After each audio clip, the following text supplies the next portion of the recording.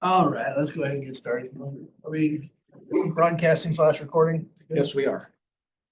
All right, we'll call this to order now. This is the committee, the whole meeting, October 16th, 2024. West Jordan City Council. All 7 council members are here along with a lot of administrative staff, guests, etc. I'll trust Cindy to keep a really good record of that, at least of anybody who talks. And our first item on the discussion is first discussion topic is the amendment to a master development agreement for Jordan Valley Station TOD, 3400 West, 8600 South. Talking about the expiration date. Alan, you can introduce us. Yeah, so at the public hearing on July 31st, the city council heard from the applicant, and at that point, after the public hearing and after a dialogue, the council referred it back to a committee of the whole for further discussion. That is what we're at this time. Originally, the request of the applicant to the city council was just updating section 1.6.11 of the original MDA, which is the end date of the MDA. Some of the questions that the council asked was the operating agreement with UTA back at the July 31st meeting, access roads and intersections of Jordan Line Parkway, traffic study, if it's dated or not, more information on the tax increment agreement. Councilmember Green also included additional questions that I supplied to the applicant. The purpose of the first and second amendments where the applicant is in the phasing. It's a multi-phase project. Questions on Boulder Ventures development. I did have a conversation with Mr. Vitek last week and suggested that it may be beneficial to take a few minutes and just discuss maybe some of the history, since none of you were on the city council when the project was first started. And I don't think really any of the staff in this room were here when the project first started. So with that, Scott was. Scott maybe, yeah. And then he left and then he came back, so. Yeah, so who you have here to answer questions is you have Jeff Vitek, and I forgot your last name. Alec Taylor. Alec Taylor, and then David Dobbins, who's our economic development director, has worked with staff at my request with Corbin's support to be able to answer questions from the staff side of things. So with that, Jeff. Thank you. Hello, everyone. I'm Jeff Vitek. I'm with Boulder Ventures Development. It's my development company. I control and employs the rest of my staff. We put a little presentation together. Thought maybe it'd be good to introduce ourselves, the project, and try to explain what we're trying to accomplish. So Jordan Valley Station is a master development agreement was signed in 2010. The Jordan Valley Station is owned by my entity, which is Banguter Station LLC and the Transit Authority. So it's a 50-50 partnership. One of the many conditions of the development agreement years ago was that we merge the property in the development agreement. That's been done. The agreement is by and between Banguter Station LLC, which is the parent entity. Again, we own half and the Transit Authority owns the other half. And we loosely refer to it as the Jordan Valley Station. So that was started in 2010. There were a number of other conditions inside. Can I interrupt you? Because the original MDA is signed as Banguter Station LLC and UTA. Boulder Ventures is not anything in that. Right. So explain. So Boulder Ventures, again, my development company, it's an operating company that does all the work. It has the planning people, the lawyers, the accountants, leasing people, et cetera. It works as a contractor for Banguter Station LLC and all my. So it has no signing authority. It's a business that does the development of the projects. Banguter Station LLC has 2 owners, the Transit Authority and its associates. If that's the case, then why is UTA a separate signature and a separate entity on the MDA? Because they're a party to it. Because they were a party to it. At the time, at the point in time that document was executed, the operating agreement between the two had not been, okay, had been reached, which is one of the conditions. We had to get the actual documentation by in between my entity and the transit authority signed. It's one of many conditions. So when the development agreement was put forth, I signed as Bangor Station with my controlling interest, and UTA signed with theirs. Okay. To this date, the operating agreement, but between our entities, the transit authority and ours, is in good standing. It's been modified a couple of times, really to accommodate transit authority requests. And to this date, we control the entity. We can, with the exception of three things. It's unanimous consent to buy more ground, to sell ground, or to put a loan on the property. Having said that, we have reporting requirements, auditable financials, and we have frequent contact with the transit authority, monthly at least, if not weekly. So I thought it might help just to understand how we're operating here. So Boulder Ventures is operating at the pleasure of the Bangor Station. As you can see, it's a portrayal of it up there. The inside the yellow box is a little over 40 acres, 41.6 at one time. I think we can go on. So I think that's more. That's me. How he's doing that. sorry. That's problem. There you go. So the development agreement did a number of things. It set forth uses and property, the kind of things that we could develop on the property, residential uses, commercial, retail, and commercial office. And it set forth not to exceed numbers. So in the residential units, it was not to exceed 1,396 units. On the commercial side, it was Do you not know to. what you're at currently? We're at 720 residential units. Thank you. And then we had commercial office and commercial retail restaurant. The former office was 83,200 square feet. And the retail restaurant is up to 22,320 square feet. So as the project develops along and there is hopefully more demand for some of these other non-residential uses, we've marketed them and tried to build them. So far, Starbucks is the first and only. As demand will allow for it, then we'll continue to add. So do you plan to build another residential tower of some sort somewhere? Yeah, we plan to build the rest of the 606. 676 units. Oh, so that's up. So you're just only a little more than half. Terms of unit count, yes. Will the units all be apartments? But they don't have to be. They don't have to be. No, but is that your plan? Well, right now, we'll work and see how the market goes. We, a couple of years ago, had working drawings through the city to build for sale townhomes.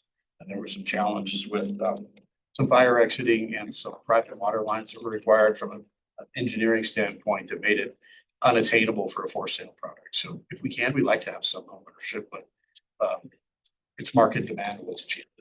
Like some 20,000 square foot lots, and, you know, mansions. So specifically, Jack would, I wouldn't. so there are some obvious prohibitions. We can't do big box retail. We can't do noxious uses, things we wouldn't want in the community. The whole idea here was to have a pedestrian friendly, transit oriented development oriented on the tracks that encouraged bicycling, pedestrian, and try to get as many cars off the road as we could.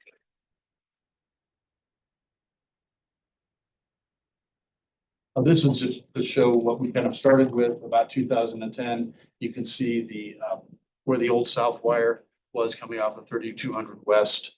The subdivision is to this on the south leg there that never got developed by others.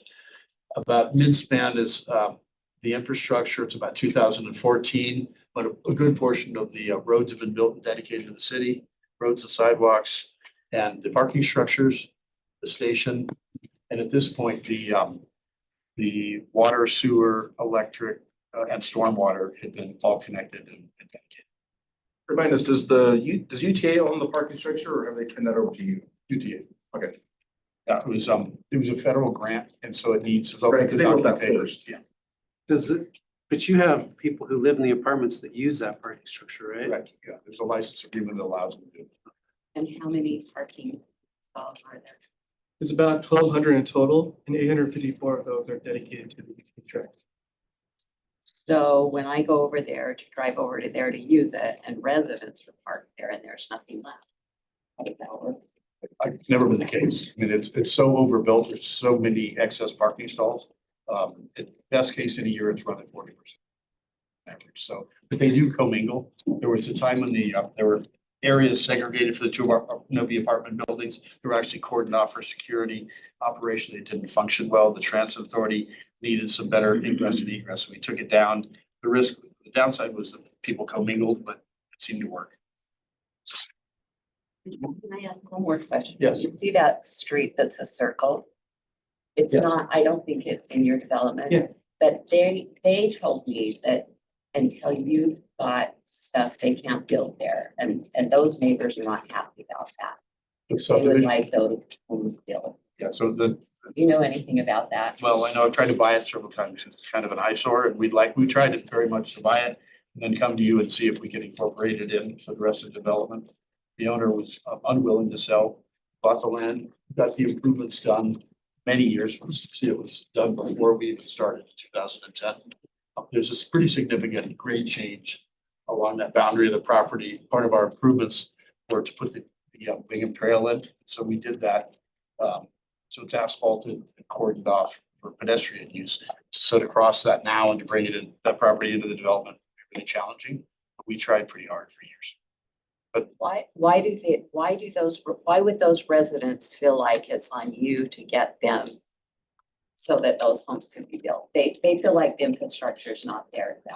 And the infrastructure, I don't know if it is or not on the subdivision, but as Just so you know, they think it's your fault. I think most just. people do, but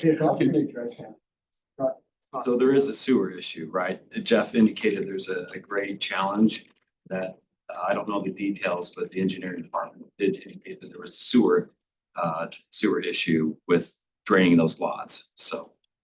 I think he's got a slope issue and trying to flow Yeah. this uphill. Exactly. It doesn't have anything to do with what we. Although the city could allow them to connect if we could figure out how to get the flow to work properly. So as part of this development, about where the track station is, in the early part of 2012, 13, we put in, with the city, we did 1.5 miles of deep sewer going north, which is one of the conditions we had to meet. Challenging construction, but it's in connected, it's been working for years. So it was an awful lot of infrastructure that went into this. The last of the right is kind of about where we are today. In between this period, the shaded blue is part of the project we own it, but it's actually for the wetland area, so we won't see birds.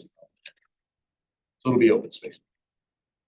Wetland area will be just stay open space. Open space. You know. We can allow, we can put planters and things, we can't do vertical development. Can I ask a question about? Sure. Just how has the success been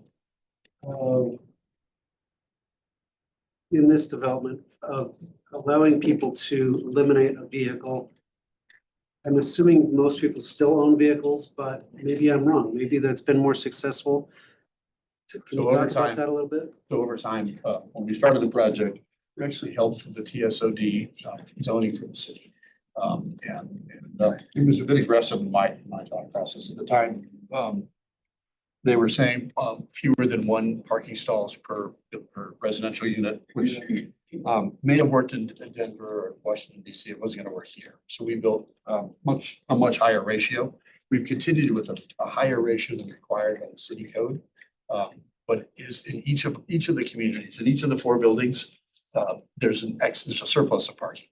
So in general, the trend has been smaller cars and fewer cars. We went from 2 to 2.5 per dwelling unit to we're under 2. We're probably at 1.3. Yeah, Because some of 1.3. these two on the left hand, those have their own parking garage. Correct. Yes, Right. one is the one on the right, the orange is actually under it. Right. And the other is actually built inside of it. Yeah.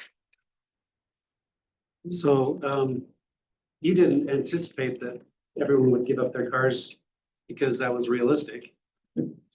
And so you overbuilt what was required. So I think that's good. Well, at the time, there were a couple of concerns. One, the transit authority really wanted to have a very robust parking or train stop. So the number of parking stalls in the public parking is greatly overstated. They wanted to future-proof it. So that's one of the reasons they did it. As for each of the domestic units, yes, we built more than we could have gotten away with. The concern was we didn't want to build too few and have people inundating the streets and not be able to get in their units. So I predict as time goes on, they will continue to consolidate in some form. And they park on the street anyway. Going to it regardless. It's not just this one, it's any apartment complex that you see. So we have other projects as well. If people can park right outside their unit on the street, they'll do it, even if they have a reserved covered stall. So except in the weather. So I know there's some other questions we want to try to anticipate and be brief, but from inception, there was a development agreement, there was a tax agreement, the ADL was called a bunch of things, including a CDA.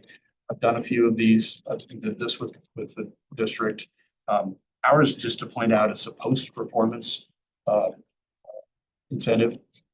It was estimated to be about $21-ish million, 21,420, as a reimbursement.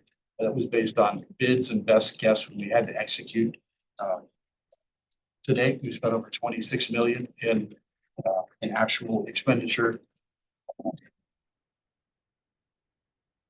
The base value in that tax agreement was a little over $2 million. We're at over 145 million. And the taxable value is over 265 million. So as part of that agreement, we were obligated to invest in public infrastructure, public parking, and private investment. We had to hit $135 million. And as of now, we've spent 210. So we've made a pretty significant investment. For many years, we were required to keep track of the expenditures and send to the city for review and sign off. And we did that up until 2022. in 2022, we completed all of the required infrastructure pursuant to that agreement. And that is the ADL. So we're post-performance. We've collected less than 3 million of the 21.42. So there were some questions about what this might do. They're certainly related, but they're different. Next. We just wanted to show you some of the evolution of product type. Bottom left is the first of the two apartment communities. Novi, Starbucks, there's self-facing. Part of what we tried to do here is to have each of these projects look tasteful, nice, good with the community, but separate and distinct, so it feels more like a community and lesser like just a row of bunch of apartments. Takes more time to design them. Takes longer to build them, and it's much more expensive, probably 30% more than some of the other projects, but we like them. They do.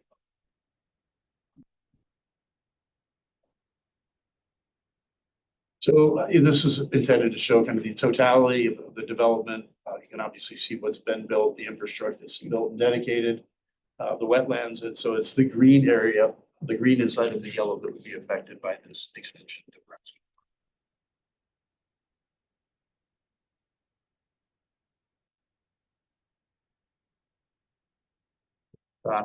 Happy to answer any questions. I can tell you that in general, we're interested. We've had a number of extensions to accommodate a number of things. I'm happy to answer those questions. We can certainly perform under the existing time frame. We like the idea of being able to thoughtfully move forward. Design each takes longer and it just costs more money. We think it's better for all of us. We have a better value and better long-term product. It's just you can develop in series instead of all at once. My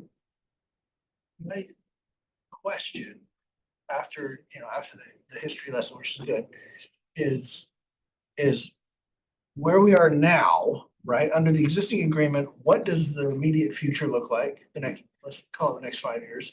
And under what you're asking for the extension, what does the next 5 years look like? And how are those different? Good question.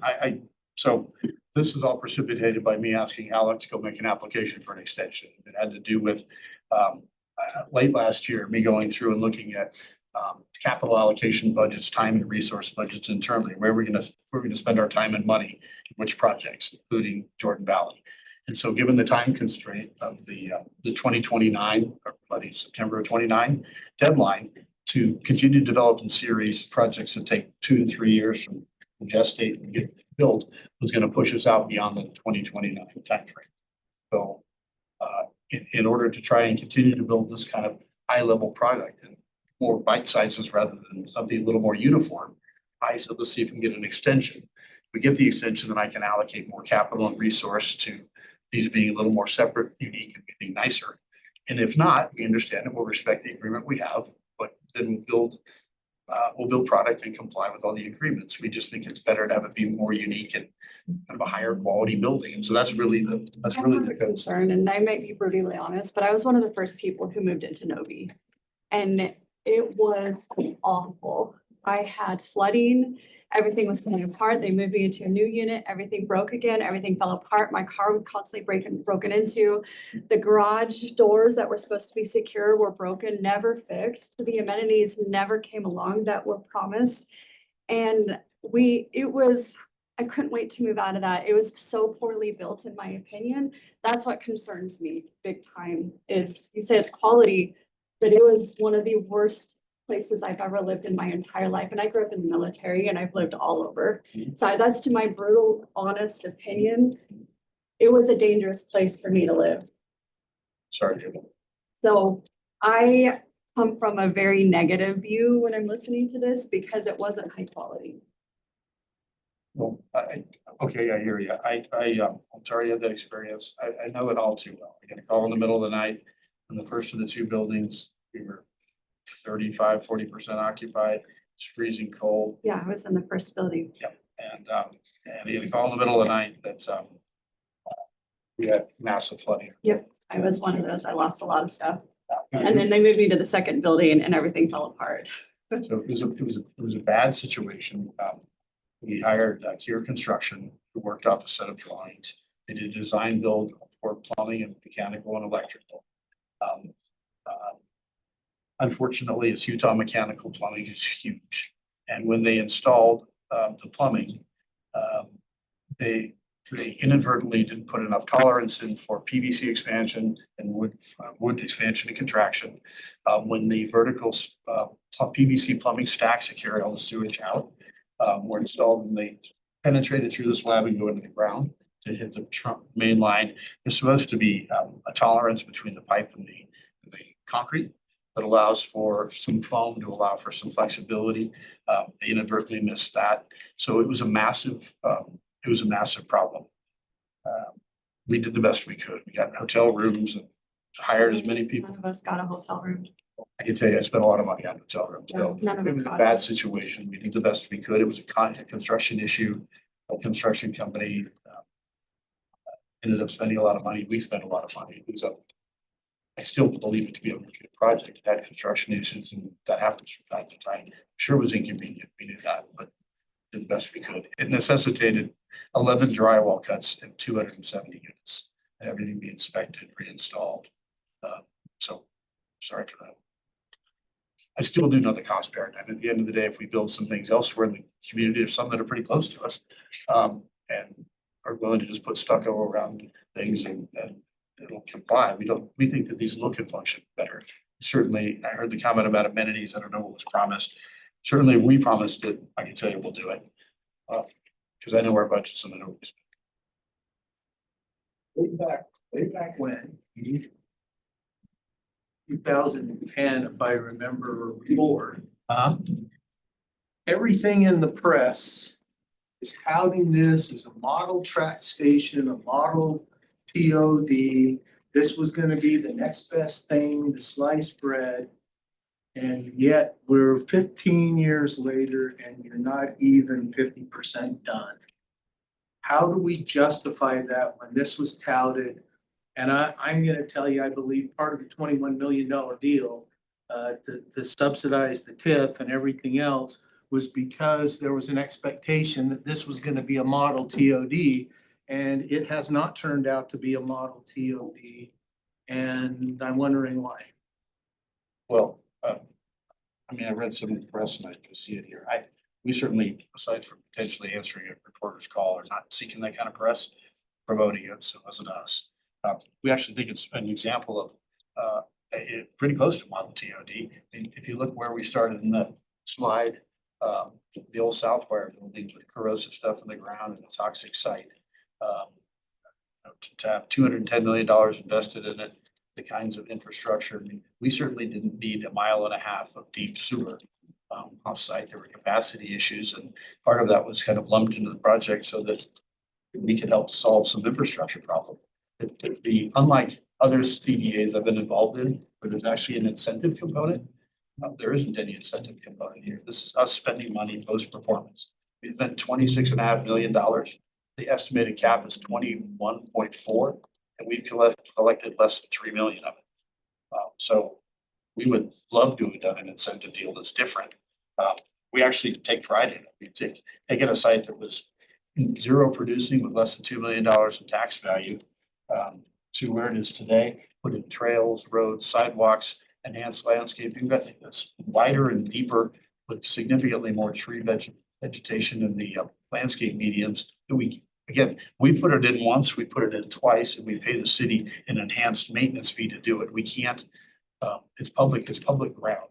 We built it, we dedicated it. So let me ask you this question. I'm gonna interrupt. You said that we pay the city an enhanced maintenance fee. In the MDA, it calls for Angular Station LLC to reimburse money for the maintenance inside the maintenance for the on Jordan Parkway line. Yes. Or whatever that name of that, Jordan Line Parkway, or whatever the name of that street is. I've been on the council now 5 budget seasons, and I've not seen any accounting where money came back from you to cover costs of maintenance. Does anybody know where that money is or how much it should have cost? And if we have, why haven't we collected money from them to cover the maintenance costs inside the island of that street that's a public street?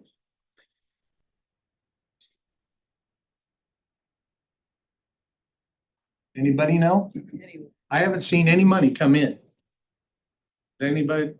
Not in an area that we can see on the budget. So there's number one issue that I have with the MDA is that it required you guys to pay us money. We have not seen, the best I can tell, I can't see any offset. I can't see saying, hey, you know what, it cost this much and we'll deduct that from the reimbursement agreement, nothing. So now, next question. Scott, this one will be more for you. In the MDA, it reduced the impact fees substantially. With the increase in impact fees, how much money is the city not going to collect if we extend this out another 10 years? How much are we not going to collect on impact fees, assuming that there's a reduced impact fee based on what the MDA said was the progression? Do that, those comparisons, I don't have this off the top of my head. Because in the MDA, it reduced, I mean, at the time, the police impact fee was like $40 a unit. We're charging a whole lot more than that per unit now, but the MDA says that there's going to be based on changes, it'll be increased.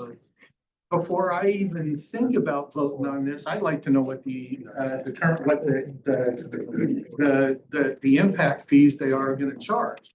I mean, the fact of the matter is, and I'm going to be skeptical here. When the MDA was signed back 15 years ago, there was an assumption, and it reduced the impact fees. There was an assumption that traffic was going to be reduced 21%. Based on a traffic study from Hales. Honestly, we have a track record now with 15 years to know what the traffic is based on the patterns that we put 50% of the units in. And to say, well, we're going to continue reducing the impact fees because there's less traffic, I'd rather see some data. So I'm just going to throw that out there. And then there's just a couple others that come to mind. One, the MDA says in it that Bangor Station LLC presumably is going to develop all the property within the TOD. That's not true. The TOD, it goes beyond the railroad tracks. It includes itinerant high, it includes a bunch of stuff on the north side of the tracks and a whole bunch of other stuff. Why does the MDA say presumably they're gonna develop everything in the TOD, but we're only talking about 40 acres? That means that contract is imprecise, and I wonder what the legal ramifications are, and I'm not an MDA expert. The couple of other things that concern me are this is supposed to have had Alton, as you mentioned before, it's supposed to have office and commercial. Honestly, the commercial's an afterthought. And I think that honestly, and I'm gonna be brutally honest, that was a platitude to a city council to get to build 1,300 units. And we'll get to commercial someday. You want me to respond or just continue to Please. Okay, so I, with all due respect, I take issue. That was there. I was very clear, the city, that these were, we didn't know how TODs would fare in Utah. It's a community with fewer than 2 million people within a couple hour drive. There was not a single transit-oriented development in the state of Utah. So in fairness, at the time back then, we were looking at other cities, Denver, Dallas, at Phoenix and others to try to draw some correlation. We didn't know how well it would fare. By virtue of that, we didn't know what actually could be developed. Hence the idea for flexibility and the up to, not excessive. We had some data points so that people like the city engineers and the traffic engineers could try to understand anticipated consumption of water and need for roads, sidewalks and things. So we just didn't know. I was very clear early on. Having developed over 2 million feet of Jordan Landing, it was not going to be a Jordan Landing. It was not going to be a super sales tax generating. This was going to be some commercial retail, some commercial office, if there's demand for principally the residents. For somebody to think that we're going to drive up a 3200 West or up a long narrow road off of 90th and generate a bunch of foot traffic for retailers, we just said very clearly we're not. So was it at all a false inducement? We thought it would be great to add these other uses in. They're going to be complementary. We're not going to be the drivers. That's why it's stretch. And as far as the rest, I mean, I'm sorry you don't feel that it's nice. We actually, given where we started and what we've done, investing over $200 million in the community after all that I've invested in Jordan Landing, I'm pretty proud of it. Sorry, you're not. We're here to I say. didn't say that. I heard what you said. We're here to say, we're very straight shooters. We're very direct. I've always done precisely what I told the city, including rebuild part of Jordan Landing Boulevard after some construction errors, including fixing Novi apartments when there's construction issues. That happens in our business. But we've worked hand in glove with the city staff in terms of trends and changes in the market and what would they like to see and where would they not like to have particular uses. There's been from day one, there's been a understated reluctance to have affordable housing. And so we've essentially avoided it at all costs. We've really communicated, we thought, very well with the city, and heretofore it's been a great relationship. And we haven't heard this kind of sentiment. We've actually been complimented. People have enjoyed working with us in our product. So I can tell you in terms of property values and market values and rents and demand and occupancy percentages, I challenge anything in West Jordan, right? Anything. I'm not concerned with relitigating the past. I don't care how we got to where we are. I care about where we are and what the two alternatives are that we're asked to deal with, right? Whether it's you got 5 years left on your right? And you're asking for 2029. It's 5 years from now, according to my calculation. It's 2024 still, right? So you got 5 more years. And you're saying what you can do in 5 years and what you'd rather do in 10 years or 15 years or whatever the other date is. So that's the only thing that I'm really concerned about. I'm not really concerned with how we got to where we are, what should have been done, what wasn't done, what could have been done, what. Except the MDA requires certain things to be done and holds certain things like impact fees. And if we're not concerned about those, we may be dumping money that we shouldn't be dumping because of impact of these That could go into what I'm saying, you know, Okay. as far as where we are with what we have and what could potentially be done under the current agreement and what could potentially be done under an extension. Impact fees could be part of that, right? Some different calculation between the two. You know, let's say worst case scenario, you don't get the extension, but you also don't finish in time in 5 years for whatever reason, market downturn, whatever might happen. What happens then? What happens in 2029 when this expires and let's just say you don't build anything over the next 5 years and it stays like this and 5 years from now it expires. What happens after that? I can tell you what I think's happening, David. So it's a good question. I talked with Duncan, the agreement terminates. We'll probably go back to the prior zoning, which is the PC. They would develop under. But they would still own the land that they currently own. They would still be responsible for selling it, developing it, improving it according to whatever schedule as a new application at that point, right? De novo,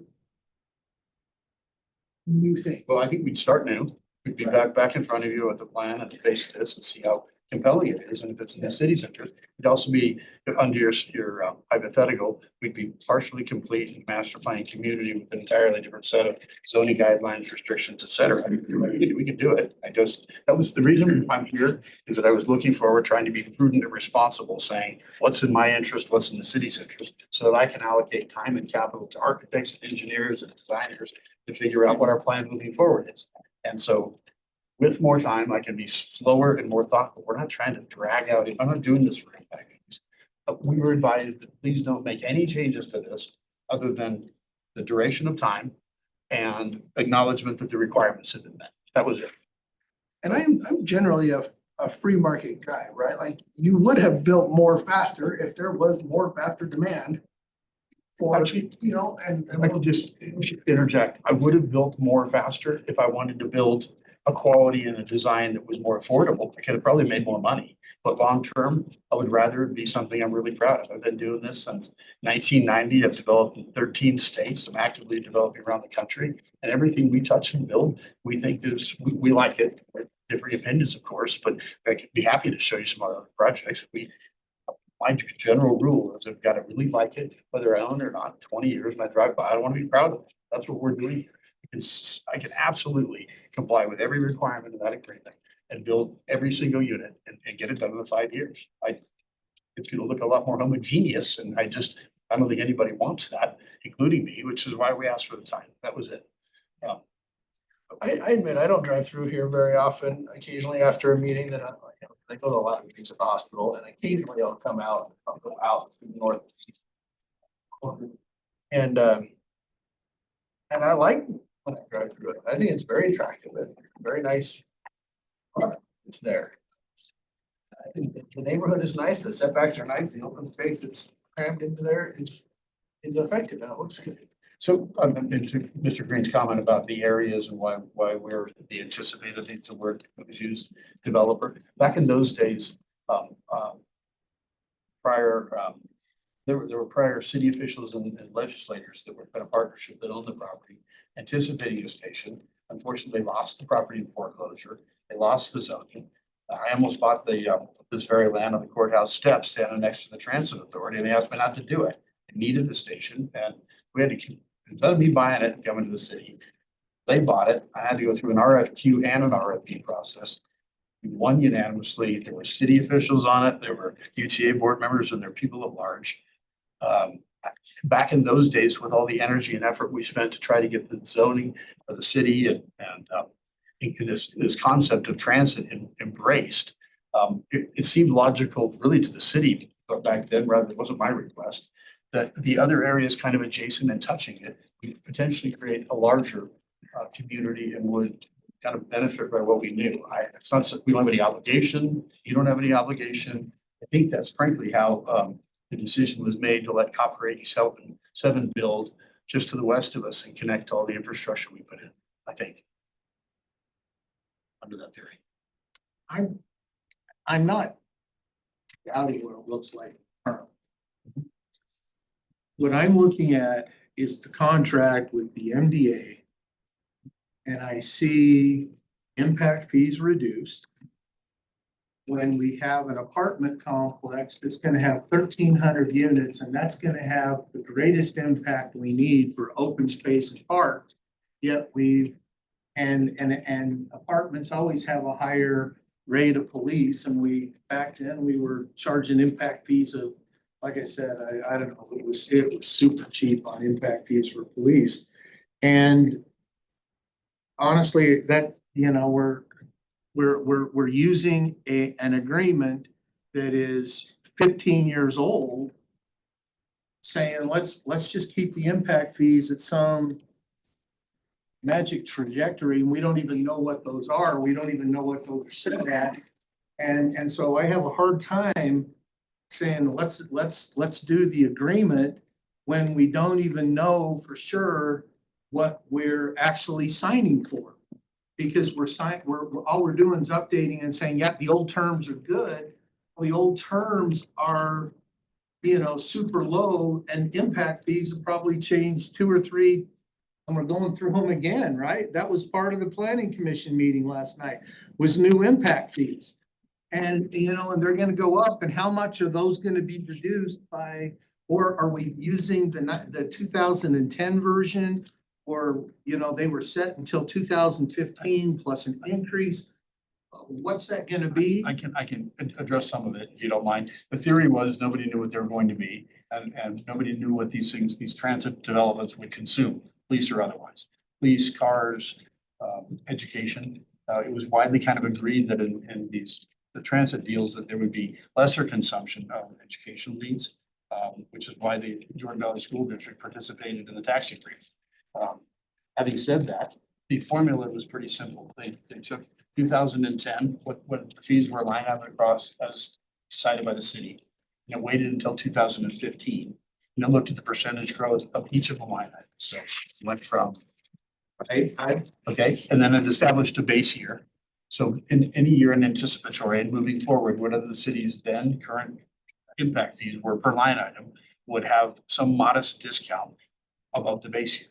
But we don't know, but what I'm saying is we don't know what that is right now. It's based on something that was 10 years ago, and we don't even know what the number is, right? And so we're guessing. And that was kind of the point. The city sets its own fees, and the infrastructure and $26 million of my money went into making public infrastructure contributions. And I'm 210 million in now. And if I double it, I'll be 420 million.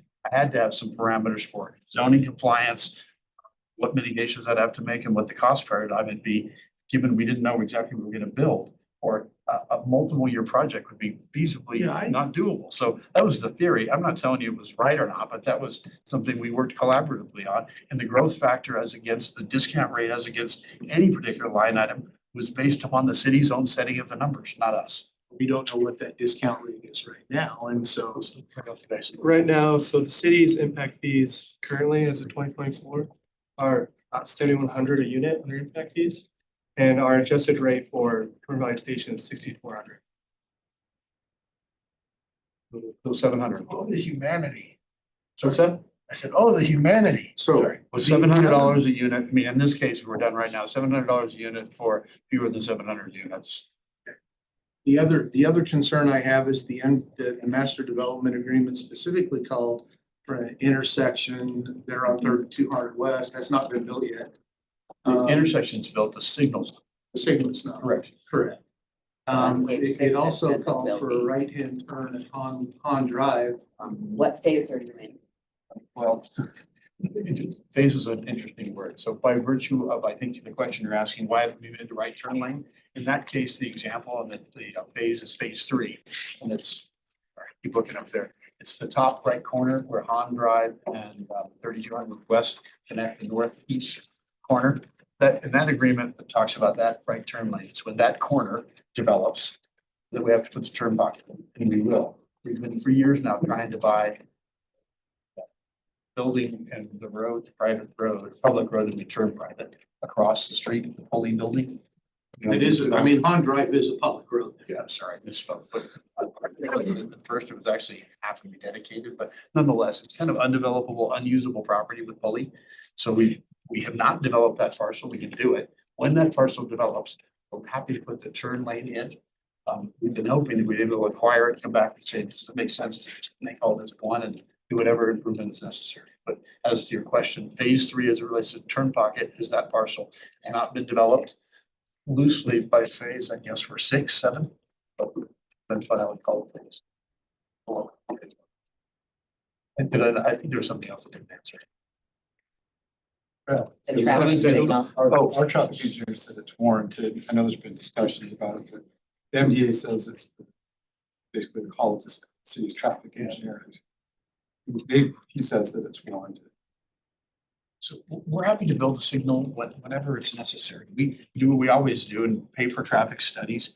And we hired Ryan Hales again, worked with for years, and asked him to conduct the study pursuant to whatever the guidelines are that we're supposed to use. He did it and presented a result. My understanding is that the city traffic engineer looked at the result and wanted to have a different set of data. And so the city decided to redo the counts on their own. So there's a contrast in data pools. And so that beget a third study and that beget. Signal there on the left side. On the right. No, it's. No, not I guess the point of the matter is, we'll put it in if we need to put it in. The bigger challenge. I've driven that area before. No, I've done that area before. It depends on the time of day. 90% of the time, you don't need a traffic. I can tell you in a very practical sense, we're happy to build it. There's a practical issue. Right. The property What I'm owner, saying is- property owner to the east is absolutely opposed to acquiring the property in front of the house to put the traffic arms. And it's gonna create all kinds of havoc. And I don't think the city wants to use eminent domain and we don't want to upset neighbors. So we're happy to do it. If the decision is warranted, we'll do it. We think it's probably more appropriate when we're starting another building, but we're willing to do it. It's just, we didn't want to do 4 iterations of a traffic study either. As you can see, we're just trying to dot our i's and cross our t's and making sure that on both sides, we're looking through these agreements and making sure everything is being met or is in progress, or just making sure that we're not having any misinformation on our end and getting it straight from you. So I hope that's how, I mean, this is why we're in this work session. We really want to kind of dive into all We of want to be this. as transparent as we can. We want you to make the best decision for yourself you can. I can tell you this, in looking at the agreement, the 2 physical condition obligations that we would have moving forward are the right turn pocket and the signal. We're going to do both. We need some help in trying to get the property owner across the street to not be, well, to be not so harassable, and I'd be too, so I'm gonna stick that in my front yard, but physically, we just can't build a signal without that, so. You can work with her if you try. Build the traffic light? No, but I've worked with I know, that particular. traffic signal down on 90. We've done a bunch of them. We know how to do it. I'm happy to continue to assist you. And I don't know who this question's for, Scott, it may be you.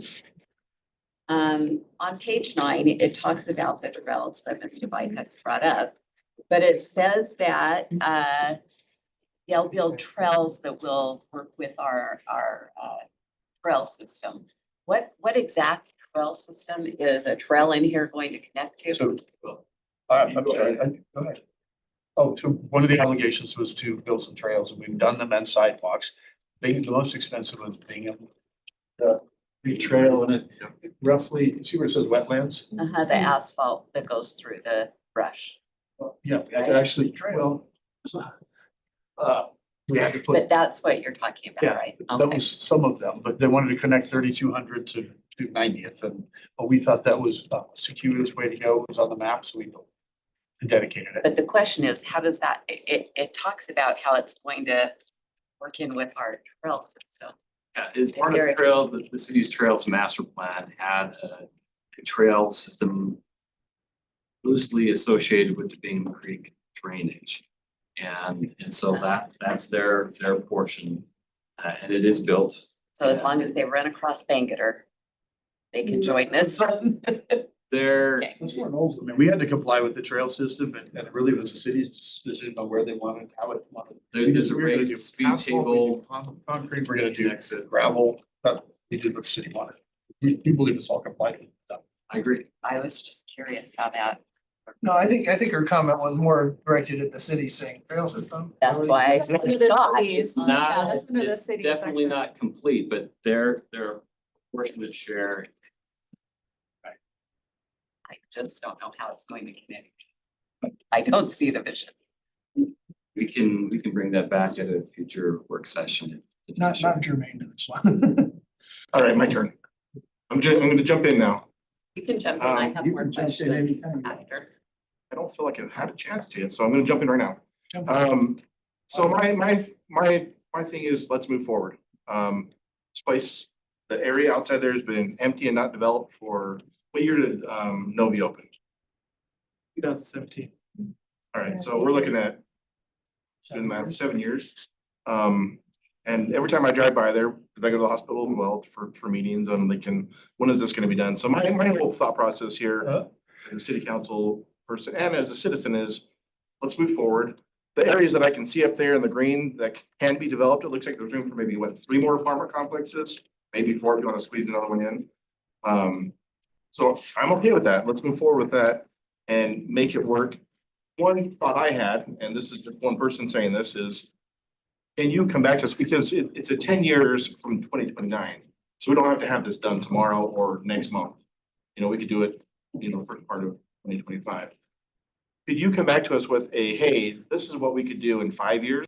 I'm not saying a whole dedicated, show us every little detailed plan. Saying by 2029, we can do this. Exactly. And then this is what we could do afterwards. And maybe even let's meet in the middle instead of a 10-year extension. What can you do in 5 years instead of 10? I thought too. That's what I was saying. Let's see some ranges. I certainly can come back to you. It's not immediately pressing. I need to know fairly soon. We started this in April and it's October and maybe next year. My issue is more if I'm gonna move forward without an extension, I'll do it.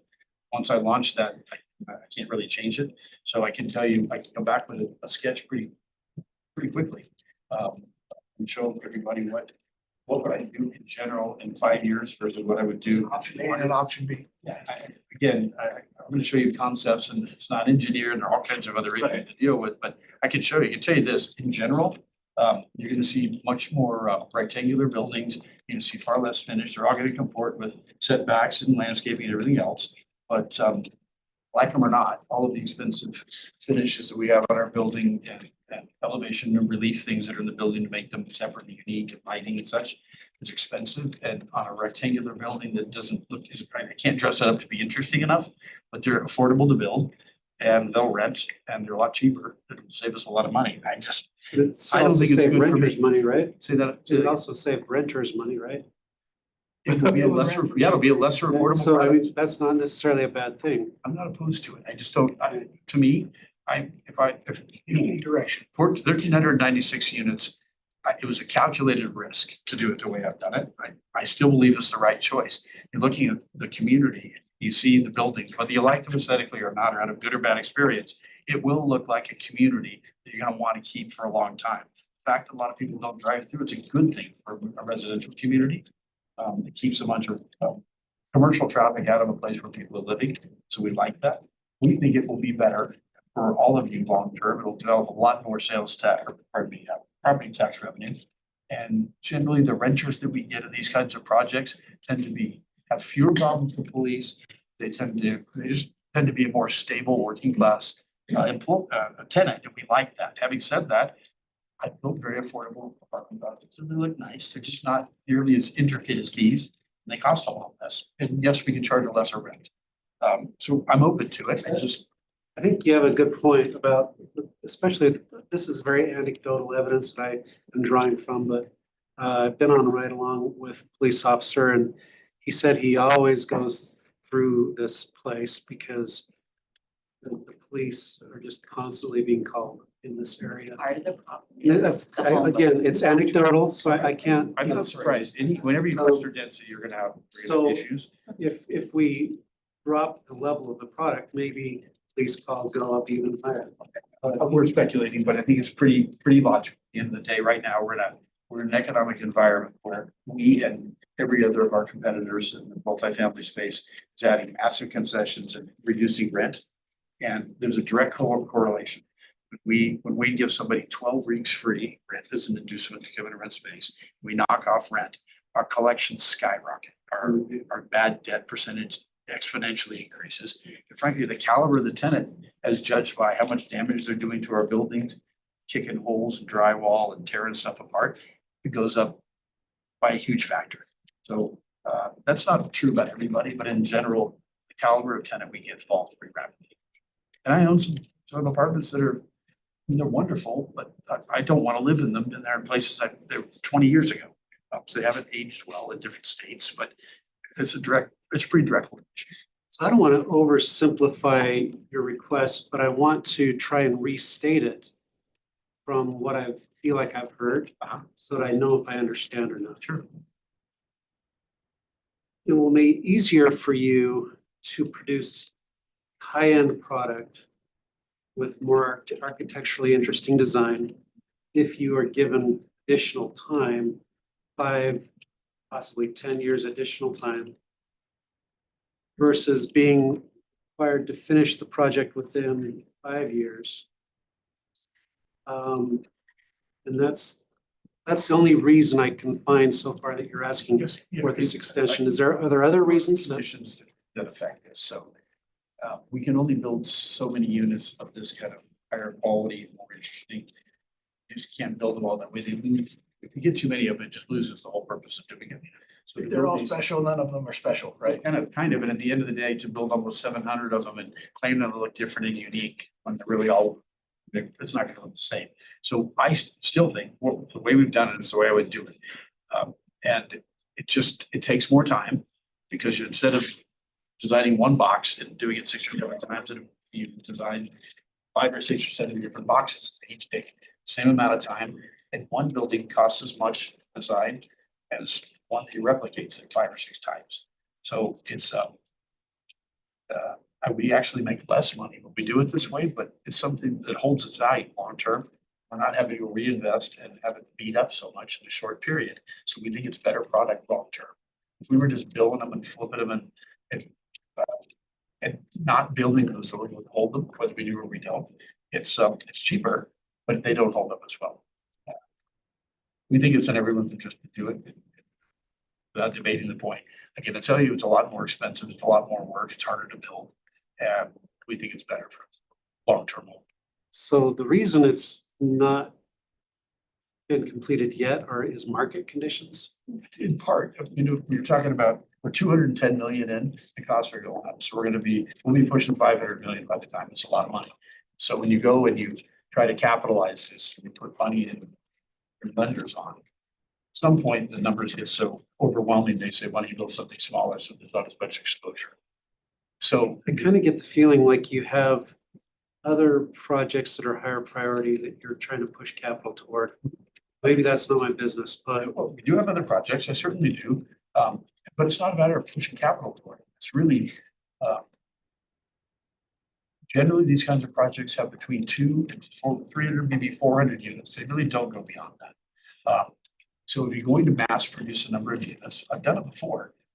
You build essentially the same box and you just replicate it on the site. And you build it and design it once. The same 2x4s, the same fixtures identically go into every single unit. And there's not variety. The variety and the differentiation and all of the adjustments is what causes the price and the time to go way up. So we certainly can do it. It'll look very nice. It's just if you're out, I'm telling you, asking for the time. It'd be better financially if I spend time owning and operating projects that are completed, not going through this process. Once we get the development agreement done, it makes it more efficient and allows us to take bigger risks and invest more capital to create nicer things. That's why I'm doing it. And I simply, before you ask me, because if you're not inclined, I understand if you're not inclined, I've got another alternative. I'm not going to not build it. I just simply, it'll force me to go build something that is lesser discerning, lesser differentiated, and a different kind of product. It'll still be nice. It's just, given the choice of the two, if I were running the city, I would want the more unique, we think, higher quality product. But going back to what Councilmember Lamb said, I would really like to see what you would build if you just had to build, get it done by the original time. What it would be if we gave you 5 years, and what it would be if you gave us the full 10 years. If you've talked about what you want to do, but we also, what we want, and that's the people you're trying to impress, not yourself. So let us know what you can do, what it would look like in 5 years, because if we can go, yeah, that doesn't look like something we'd want to see. Let me see what it looked like if we gave you 5 years more. Let us see what it looks like if you give us 10 years more. Okay. That doesn't seem like, a hard ask. Certainly, I'll think about it. Thank you.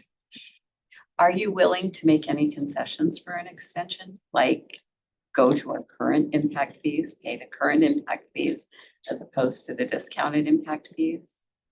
I guess I'd be willing to consider anything reasonable. If everything's on the table, there are a number of things in this agreement I would love to have changed. And advice, well, really, an advice of, frankly, I think the advice was good. Crack open talking to our long relationships with the city and work through a number of issues. We're pretty candid. We don't have to have it. We'd like to have it. And we think it's in our mutual interest. The strong advice was don't go renegotiate the whole agreement because it's going to open up Pandora's box. We, the city, would like. What's that? So no, because we don't want to open Pandora's box. That's what We, I the city, would agree. like an acknowledgement that there's stuff in the agreement that talks about we will do these certain things. And it's cross-referencing the ADL and requirements. They wanted to just say it's been done. I said, that's fine. We're asking to make the duration different. And frankly, it says 15 years back when we contemplated doing this. It was a 15-year extension that ties to the effective date. So it really makes it closer to back then 10 years. But we intentionally avoided it. Direct answer to your question. Yes, I'll realistically consider anything. But I see this potentially becoming a long negotiation. I'd rather, if I have a shorter time frame, we can.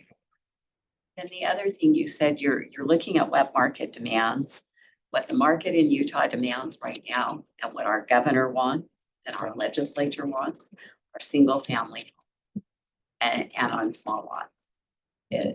And so to me, part of this property, because I don't hear you saying, or do I see it developing really as a mixed use TOD? I see it only being a residential TOD. I know there's a Starbucks, but I don't really see you talking about, I don't see anything here that indicates you're gonna put in any real commercial or anything. And the market, we had another study come to us that told us that we didn't need any more retail, so.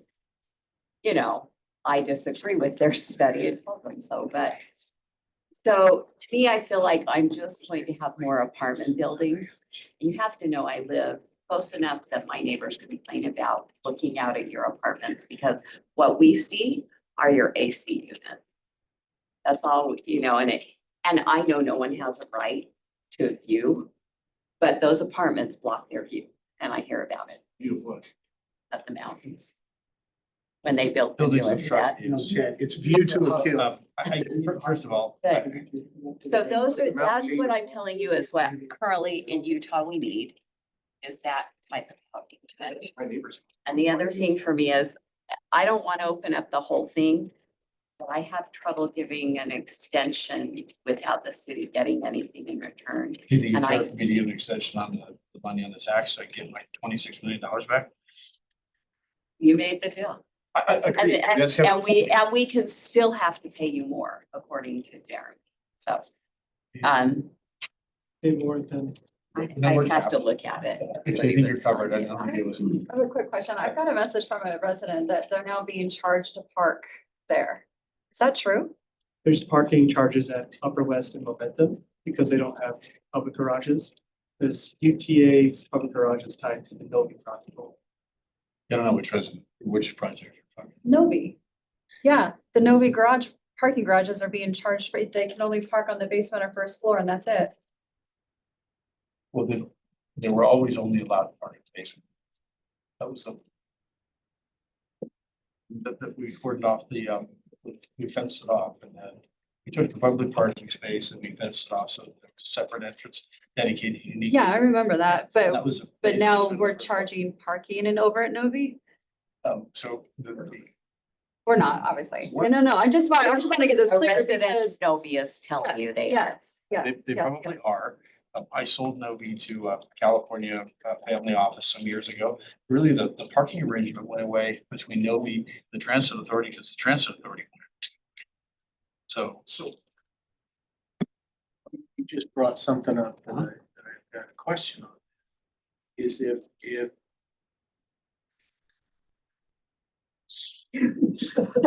city attorney, I'll look at him. Generally, when we do, and he just mentioned they sold the Novi Apartments to another group.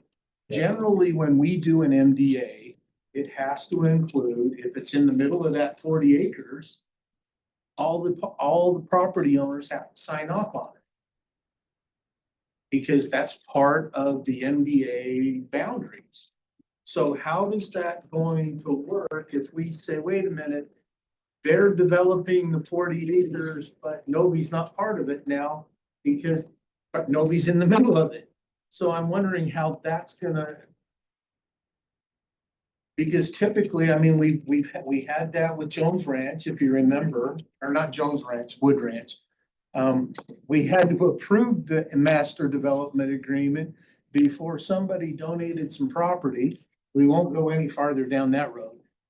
We had to sign that MDA so that we didn't get another property owner. We've always had every property owner sign the MDA. So if it's inside the boundary of the MDA, we can't just modify that and say it's Bangor Station LLC and UTA if there's now another property owner inside that. I think you can, because the MDA only applies to undeveloped land.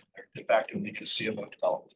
Well, but that isn't what the MDA says right now. It actually says that you're presumably doing the entire TOD.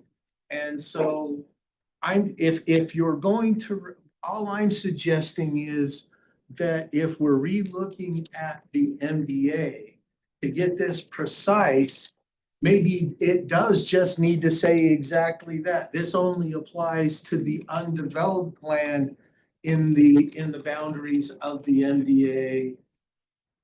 You see where I'm going? I see where you're going. I'm just telling you, well, you're Lori. My lawyer said it's not necessary. It's developed. There are occupants inside, subject to an agreement in place at the time, subject to be able to be changed by the parties that are signers to it. And we have done that, but traditionally, we have had that if somebody else acquired property, I mean, it's like the Copper Meadows one. We had to have Ivory sign part of it because an acre was Ivory, and we've done that. We've done all of those in previous master development agreements. All I'm asking is that the city legal staff look at what we have done in the past to include all the property owners, and if we need to exclude a property owner, then we need to probably say that in an amendment. You know what I'm saying? That's where I'm going. We can do it. That's all I'm saying is take a look at it, because we're doing something that is not something that we have done traditionally in the past of having all the property owners inside the MDA sign it. You know what I mean? I mean, it's just like Welby West. We had to have a property owner, we had to have everybody sign it. So So again, you're talking about all, like you said, everything you're talking about is undeveloped from the start. This is something that's already developed, already done. And so in the development plan, it does include that. but does it say that? Does it mean that? And so I just want some clarification on that so that we know that we're clear. Here's where I am on this going forward. It's not, that's like minutia to me. I don't. Yeah, but we gotta do it right. We just can't make Yeah, it when up. we've got legal staff, we'll make sure we do it right. For me, it's, are we going to do the right thing for the city long-term, or are we gonna do something else? What's the right thing for the city long-term? Is it, hey, get it done, you've got an agreement, get it done? Is it something between a 10-year extension and what we have, or is it the 10-year extension? What's the right thing for the city long-term? What's gonna give us the best product so that in 20 years, when we drive by this city, most of us will be around in 20 years. When we drive by this development, are we gonna say, hey, we stood up for getting the right thing done? And look, we got this great development. Are we gonna drive past and say, you know what, I should have held the line. I should have either held the line and made them do it, or I should have granted the extension. That's what it comes down to for me. And in my opinion, the better thing to do is I don't have a problem with the extension. Sometimes it takes more time to do something. It's gonna be- Jeff mentioned several times in this process, when this started, TODs were a concept, especially in Utah. There wasn't one. Yes. It wasn't a known quantity. We didn't have them. We didn't know what it was gonna look like. We didn't know how long it would take them to build, let alone how long it would take them to sell. Et cetera, et cetera, et cetera. So it is what it is, and I think we will end up with the better city if we grant that extension. Whether that's 5 or 10 years, I would like to see what these guys have asked for as far as an illustration of what we're talking about here. I just would like to see it done before 2039. So would I. I want So- my cake and I want you to. No, I don't want cake, I Let it just. be cake. I'm not That's how I agree with you, actually. That's just where I am on this. I'm not disagreeing with the fact that we need to do it right, but we need to do the right thing the right way. And there are some minutiae that we need to consider, just so that we're doing the right thing the right way. And so that's all I want to do, is make sure we're doing the right thing the right way. And I think this has been good, though. We've kind of gotten our laundry all aired out. I think on all sides. And I think going forward, I think we're ready to bring it to a council meeting then with that additional, illustration. And say, are we Bucket to wash. ready to vote? I don't know if it's your question, to forgive me, I presuppose the city. I didn't. If there's a directional change or some agenda that's different, I should have asked. So I shouldn't make that assumption. From our standpoint, we think we're doing what's right for ourselves and the community, a part of it, but happy to show you some concept drawings that it's that. Obviously your decision, you want me to come back here and show you, or you want to do it in public setting? I'll do whatever you want. That's a good question too. Would it be okay if you just emailed?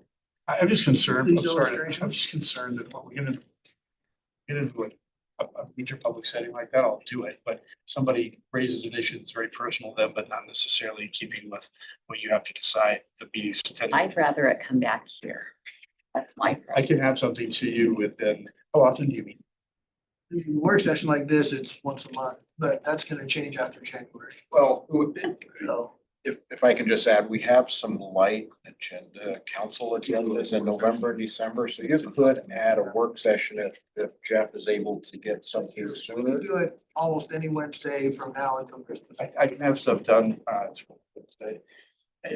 I can have it, a week from this coming Monday. It's gonna be very conceptual.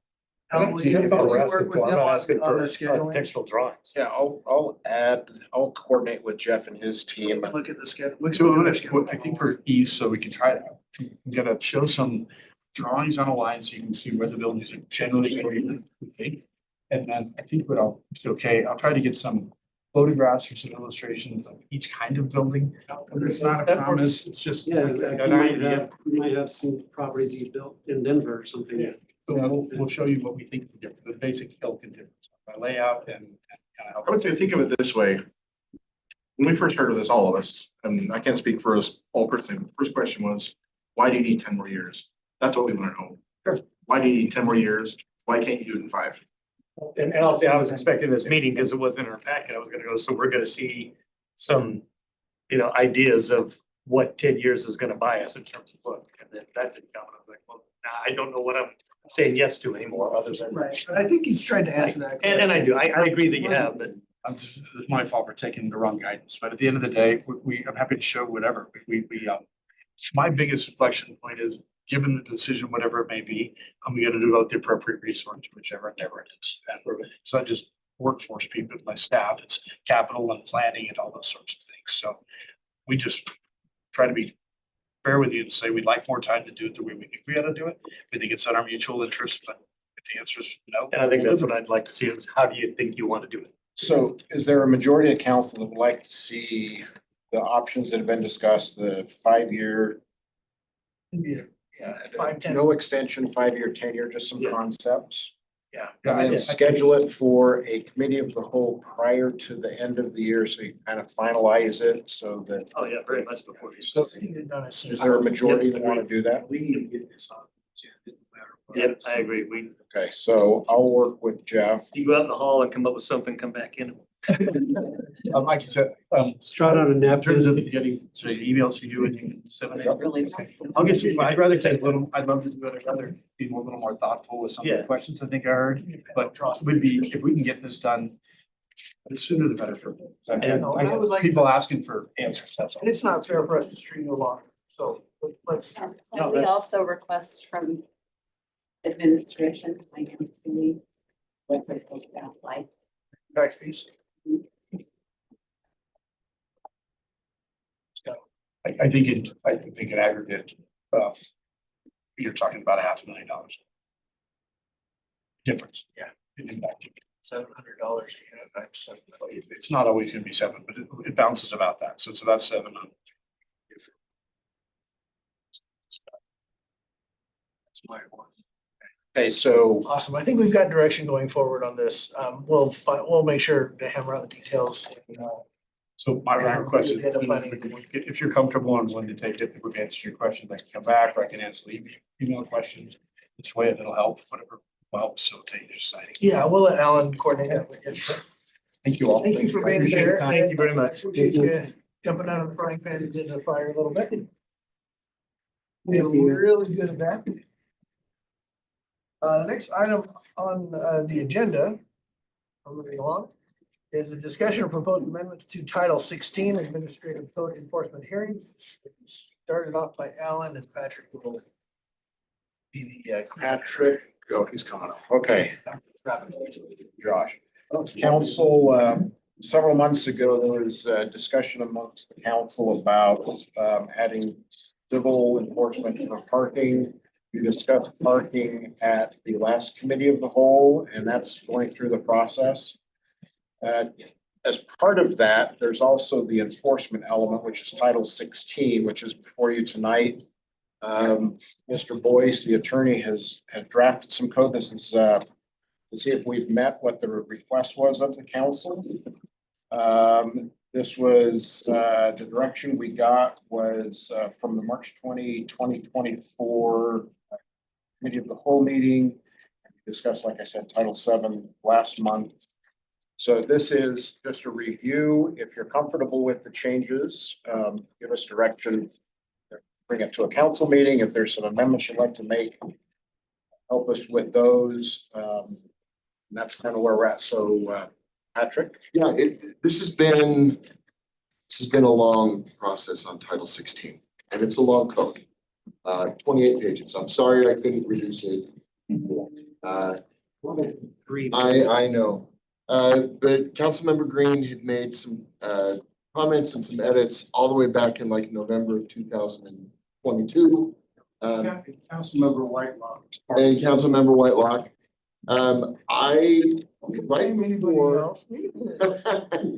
Right before I started, the council had a meeting like the beginning of November. I started the middle of November, but it was like my first council meeting that I listened to, and it was one of the first assignments that I got from Josh was to look at Title 16 and re-listen to that meeting where it was discussed about the default notices, sending them certified. So I started to incorporate those as part of the changes in Title 16. And then I got these parking amendments and I started talking with code enforcement with Brock.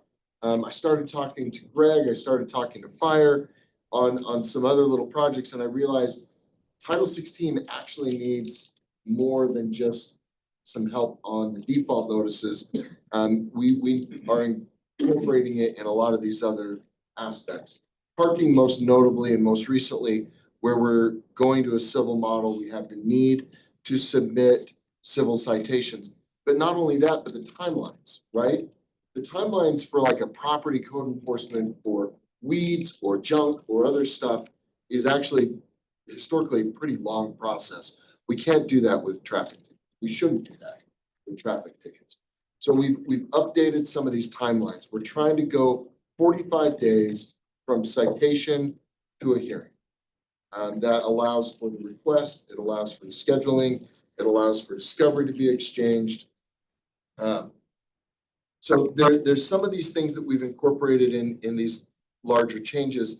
And again, the civil citations, as we've discussed previously, and as I mentioned in the last fee schedule proposal, we want to use them for other things, like illicit dumping of maybe sewage into storm drains. We want to be able to use civil citations for that. We want to be able to use civil citations for businesses that are running illegal or unlawful operations or doing so without a license, or they're selling alcohol when they shouldn't be.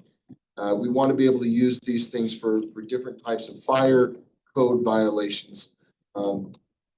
So these are kind of the Cliff Notes changes that we've been making to Title 16.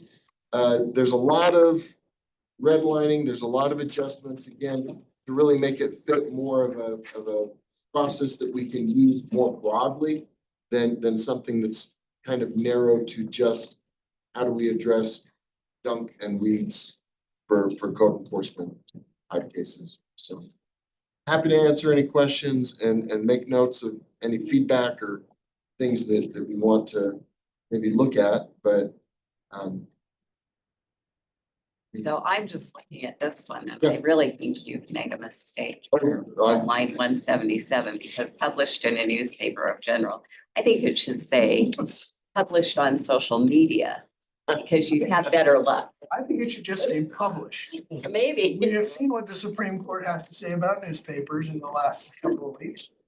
I think we should probably not back ourselves into any corners when it comes to technology.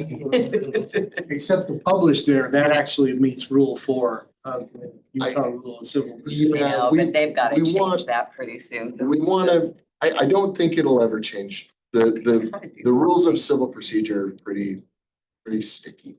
But we did want to mirror some of those requirements. On kind of that note as well, Councilmember Green, we included a timeline from kind of a simplified rules of small claims court for reconsideration and motion to reconsider. We incorporated some of those. We figured that most of the people coming for these ALJ hearings are going to be unrepresented. They're going to be laypersons. We don't want to use the full rules of civil procedure that are lengthy and wordy. We're trying to simplify those rules and use kind of small claims accessible wording when we can.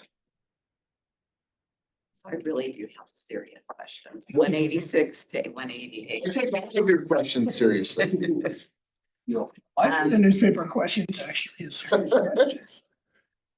Which one did you have? I'm looking at the red line copy, and I'm looking at 186, 187, Gotcha. and we're actually, it's on 188.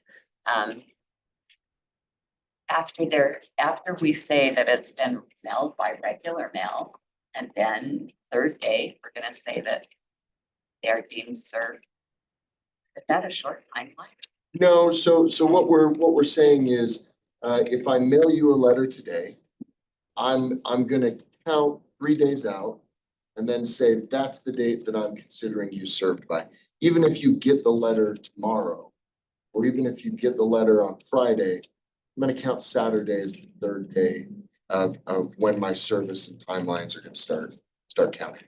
No, I just don't know if that's long enough out, because It's just when we start calculating. We're not saying that you only have 3 days.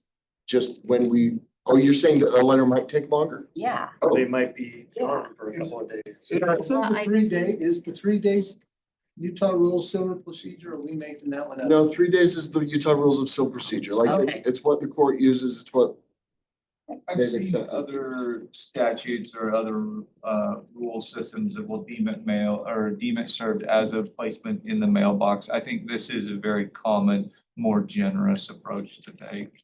But there are different avenues. I mean, you Okay. go to some other jurisdictions, if you eat, the one that's fine is you email it, you get a text or 2 days to respond. wait a minute, how, if they emailed it, how do you, never mind. So, but this is the 3 days is a standard process. Pretty standard in state and federal. So when we go down to 218, we're talking about the powers included that, yeah, they can do these things. They can revoke or suspend a city issued license. And then they can abate the public or private property. And I'm just wondering if we want to include, I would like to include revoking the good neighbor landlord status as one of the things that we can do. Do I have 3 other people that are willing to answer that? Yeah, so Okay. Usually doing that, landlords. yeah, because it reduces the business license cost. If they're a good landlord, they don't have to pay as much. They get a, yeah. The rental housing association. We may need to look into the requirements under federal law to that to see if that's possible, but we could certainly look into that. Be happy to give it a look. And actually, Mr. Hudson's been looking at the Good Landlord program in depth, and I think has some insights that we'll consider and continue to discuss with you as well. 479, again, I want to know how this works for landlords. If the responsible person is a business, the enforcement official shall attempt to locate the business owner and issue the administrator, and then they can give it to the manager. But when we're talking about code enforcement and code issues that I feel I get the most called on, they're oftentimes rental homes that are not being cared for.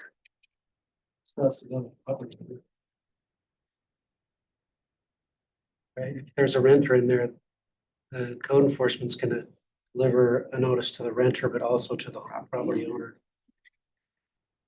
Yeah, and there's, so code enforcement, and Mr. Hudson can even speak to this if he wants, but code enforcement will oftentimes look on the county assessor's website, see who the owner of record is, try to serve them. Sometimes it's an LLC, and so we've got to serve the registered agent, that type of notice. If there's not a property manager that's handling the rentals at that individual property. But I don't know, it seems like we're usually able to find most of those, right? Where we can either get the registered agent, the property manager, or the owner of record. Yeah, we have access to all those locations on the county recorder's system, to be able to pull those up. HOA president, vice presidents, if it's an HOA, we have access to all of that information. We'll pull up the county recorder's site and look at the document. And that'll show if the owner shows that property different address than where they reside, it provides the current residence address as well, if you own a rental. So we'll actually send it to the address that they have listed as their last known home address, which could be in another city. It could be out of state, in which case we generally get a pretty good response from. So they do that right on site. While we're on that section. I mean, technically, this says if the responsible person's a business will attempt to locate the business owner and issue the citation to the business owner. Is there a better way to say that, to say if the alleged violator is a business, we will reach out to the business owner, registered agent, and just make, because right now what this says is, well, we'll issue the citation to the business owner. Who's the business owner? You know what I mean? Yeah. And really it could be, the business owner could be 51 shareholders, right? And so what we want to do is, it's registered agent, president. Are there a couple of more generic terms in there that we can say that the business owner and the business representative or authorized business I don't think we have to read it really here. This probably exists somewhere, right? I mean. Yeah. So you can't write a citation to a business? It has to be a person? Well, you have to serve it on a person. Somebody has to be held accountable, yeah. Any business entity that gets sued has to have a real life person accept the service. So this would be the same thing. You gotta accept and serve. You gotta have somebody that you can serve. Yeah, we shouldn't have to reinvent the wheel here. No, we This exists in law already, right? How you serve We business, can, so. we can look, yeah, I think the main thing that we wanna do is if it is like a small mom and pop shop, have the code enforcement officer try to locate the owner, if there is a singular owner or somebody that can be identified. But again, If it's that's- megacorp, we're 100% serving the registered agent so that we But are. let's just make it generic, so. Even a mom and pop shop calls it a registered agent. I have a registered agent for my business and I'm the only person in my business. I would tell you, you'd be surprised, and I've been surprised. There's a lot fewer people that are doing those things. I just know when I filed my LLC with the state, I had to list a registered agent. There's not a lot of people using LLCs. I shouldn't say there's not a lot. There's a lot of people who choose not to or don't know how to, or they choose a registered agent that is a fly-by-night. Business licensing is the wild, wild west sometimes with trying to figure out how some of these corporations and entities are being formed, if they are even formed. So yeah, I mean, you're right. In a perfect, clean world where people are getting good legal advice, a large portion of applicants are not getting good legal advice and it's tough to navigate them. Well, if So, they're not registered as an LLC or a business or something, then they're a person. right. So Sometimes there's shadow people or straw men that are creating But it businesses could and be stuff too. DBA. I'm trying to bounce off my IP signal from 18 different states. That's just so I can watch Dodger games when they're I blacked just, out. That's right. all my comment was, is use something more generic. I'll look and see what we can do on that one. And for sure. Zach's right, there's probably something like that already. Yeah. We could probably do something easy. Next lines I have are 940 and 941, and I don't know if Brock will know, or Mayor will know, or Corbin will know. I just want to know if we really do assess interest on these. Says we can, Don't, but we can.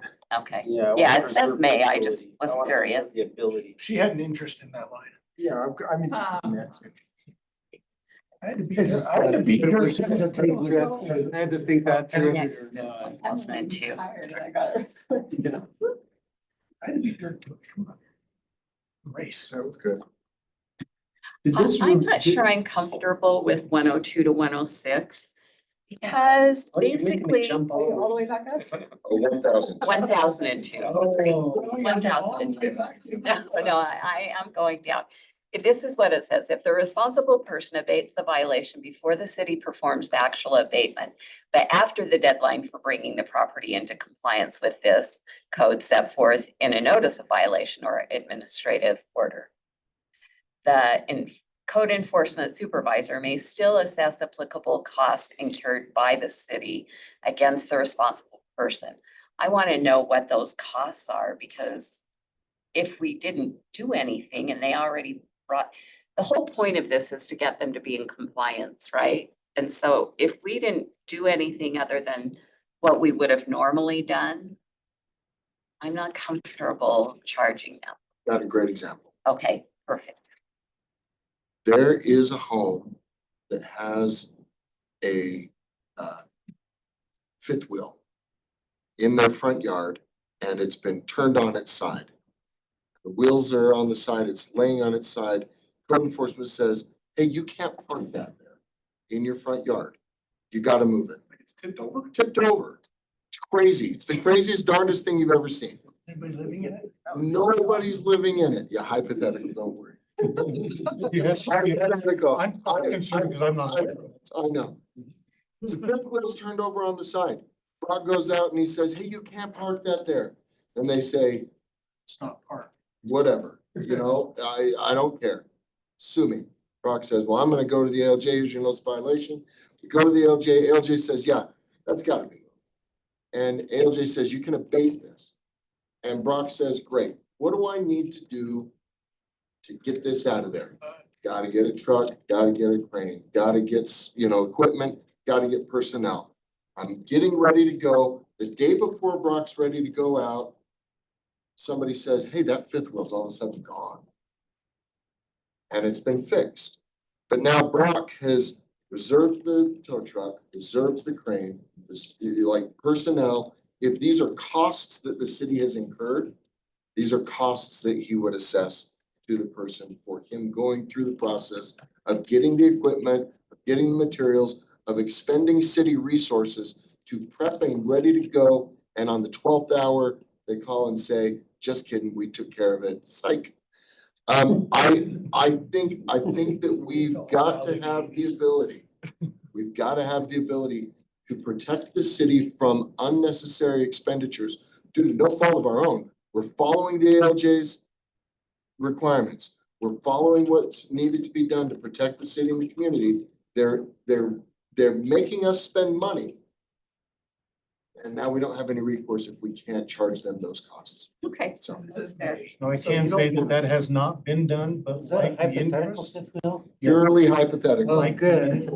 It's in our back pocket if we need it. Yeah, but we have not done that.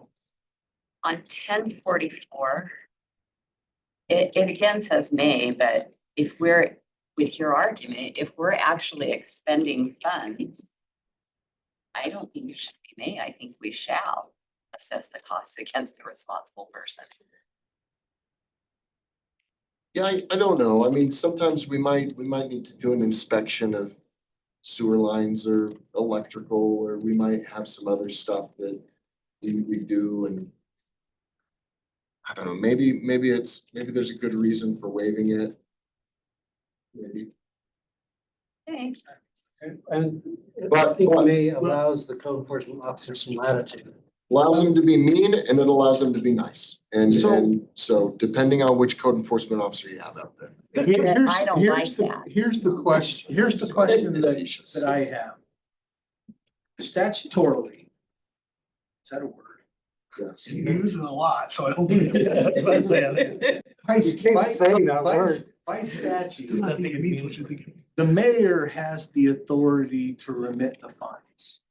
So when we say that the fine may be charged, the only person who can actually remit the fine is the mayor. So I'm just wondering with the wording of this there, does the buck stop here? And then the mayor, the one that's making that decision, not the code enforcement officer, not the ALJ, not any of it. Now, the ALJ can suspend, but the only person that can remit the fine is the mayor. So I'm wondering, does this cover that, or do we need to deal with it so that it stops, so that the mayor's authority to remit the fine is the one that deals with that? I'm comfortable with the wording as it is. Okay, Under this premise. The mayor, you're right, can forgive, remit, etc. But the wording here says that the code enforcement supervisor may assess. And so if the code enforcement officer never assesses any fines, there's nothing for the mayor to okay, do that. that makes sense. You don't have to go to the mayor every time to say, is it okay to charge this guy? All right, that makes sense. I can see with that explanation. That makes sense. That's all I have. Come on. So did this eliminate the lien stuff that we had? $1,000 you didn't even- That's the concerns. It didn't, we came up upon some interesting scenarios that we may want to keep that as an option in there as well. So there's an option if we have properties that refuse to comply, that we can seek a lien upon the property. But we would take the administrative order and go next door. Okay, that's what that's what it says. That's what it's. That's what you're doing. Yeah, That's what- that's fine then. So I think that's what we were originally proposed. I'll double check and make sure that that's clear, but that's what our office has been talking about doing. No, I was just concerned that what we were doing was we were making the ALJ issue the lien, and we wanted the lien to be judicial. So there's a couple of grammar things and a couple of squirrely words, like the city council of the city of West Jordan. We couldn't be any more I'll get with you and Okay. we'll go through a couple of these and see if we can clean up some. One half the time it's capitalized and half the time the capitalization is removed. Mhm. Yeah. Same with city and same with code and same with enforcement. Those are style things. 28 pages, we try to keep them uniform, but Yeah. yeah, I they, think we were trying to make city, if we're talking about West Jordan City, keeping the word city capitalized. So, for example, in lines 456 and 458, you've got city council twice, and in one of them, you remove the capital, and the other one you didn't. my personal I'm just preference, again, it's not my code to do, but I like to capitalize city. I like to capitalize mayor. I like to capitalize city council. I think that if you look at I some don't of the care, as long stuff, as you're consistent. I agree. we'll talk. That sounds good. So you want the changes discussed or any changes that were discussed, you want to have this come back to a work session, go to council for adoption? We really, I don't think we really had any solid changes tonight. We agreed on one thing. Yeah. Yeah, there's a couple of I noted. And there's some grammar stuff we'll clean up, but I don't think. I'm fine with it coming back to business. Yeah, me too. So, okay, Can real quick, I won't keep you on this item. We're expanding the ALJ usage. Right now, we have our ALJ come in for a couple hours once a month to handle the code enforcement caseload that's existing. They're not doing enough if we don't have to bring him in 2 hours a month. Right. We're just good. Hey, Brock, I couldn't resist the jab. Sorry, man. So we're looking at expanding that to possibly up to twice a month for a couple, to cover traffic, to cover some of these other usages, have some additional availability. So just so you know, this is meant to really expand the administrative side of things and hopefully gain that compliance, but also maybe even bring people into the city hall for this type of stuff a little bit more. So there's probably some additional requests that you'll see as it gets deployed. Just to give you a heads up. Quickest item of the night, maybe. We'll see. We'll see. We'll see. Thank you. Careful. Greg's gonna go, this is the water conservation. Hey, Greg, water conservation plan is good. Thank you. Sweet. Water conservation, I'll be I'm all here. about water and conserving it, unless it's in a Coca-Cola, in which case I drink. Greg, just go with the flow. I'm gonna go fast, right? Go fast. I'm gonna go Yeah, of fast. course. You guys have 24 been here water a long time conservation already. plan. Let's go downstream. Ready? Okay, let's go. I know you guys have been here a while. Let me go through this really quick, right? In 1998, the legislature passed a Conservation Plan Act that requires us to submit an updated water conservation plan every 5 years. Our last update was in 2019. I'm just here to get any feedback from you. I still have to go to planning commission and then I come back to city council for you guys to adopt the new plan. It has to be adopted before January 1st. So in December, it has to be adopted. To give you an example of how we're doing, the first plan that we did wasn't even on this graph, right? We were somewhere around 220 gallons per capita day per person, right? We've been doing better ever since. The original goal city council set was 170 gallons per capita day. If you look at this, except for a really bad year in 2020, and we'll probably have the same really bad year this year, we have been really close to that 170. So if you look at it since 2017, we've been really close. So I'm not really making a lot of changes to the plan this year. Here's things that people have access to. You have Localscapes, the Jordan Valley Conservation Garden, and there's media stuff that gets put out by Jordan Valley all the time. One of them is Slow the Flow campaign. There's also incentives that our residents have access to.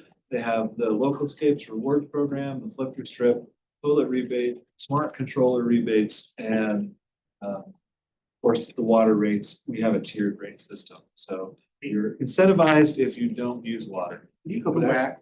Yeah. So Are you in that picture, Calvin? Just kidding. Go ahead. You wanted to make sure. so the one incentive program that we probably need to look at. And I know Zach's familiar with this. We heard about it at ULCT. Yes. And that is the grant program to hire somebody that does water conservation where they'll pay the money. And then according to the people I talked to, and Zach, you can correct me if I'm wrong. We can also then, that person gets hired on, they can actually help inspect these programs in West Jordan City. They become the inspector.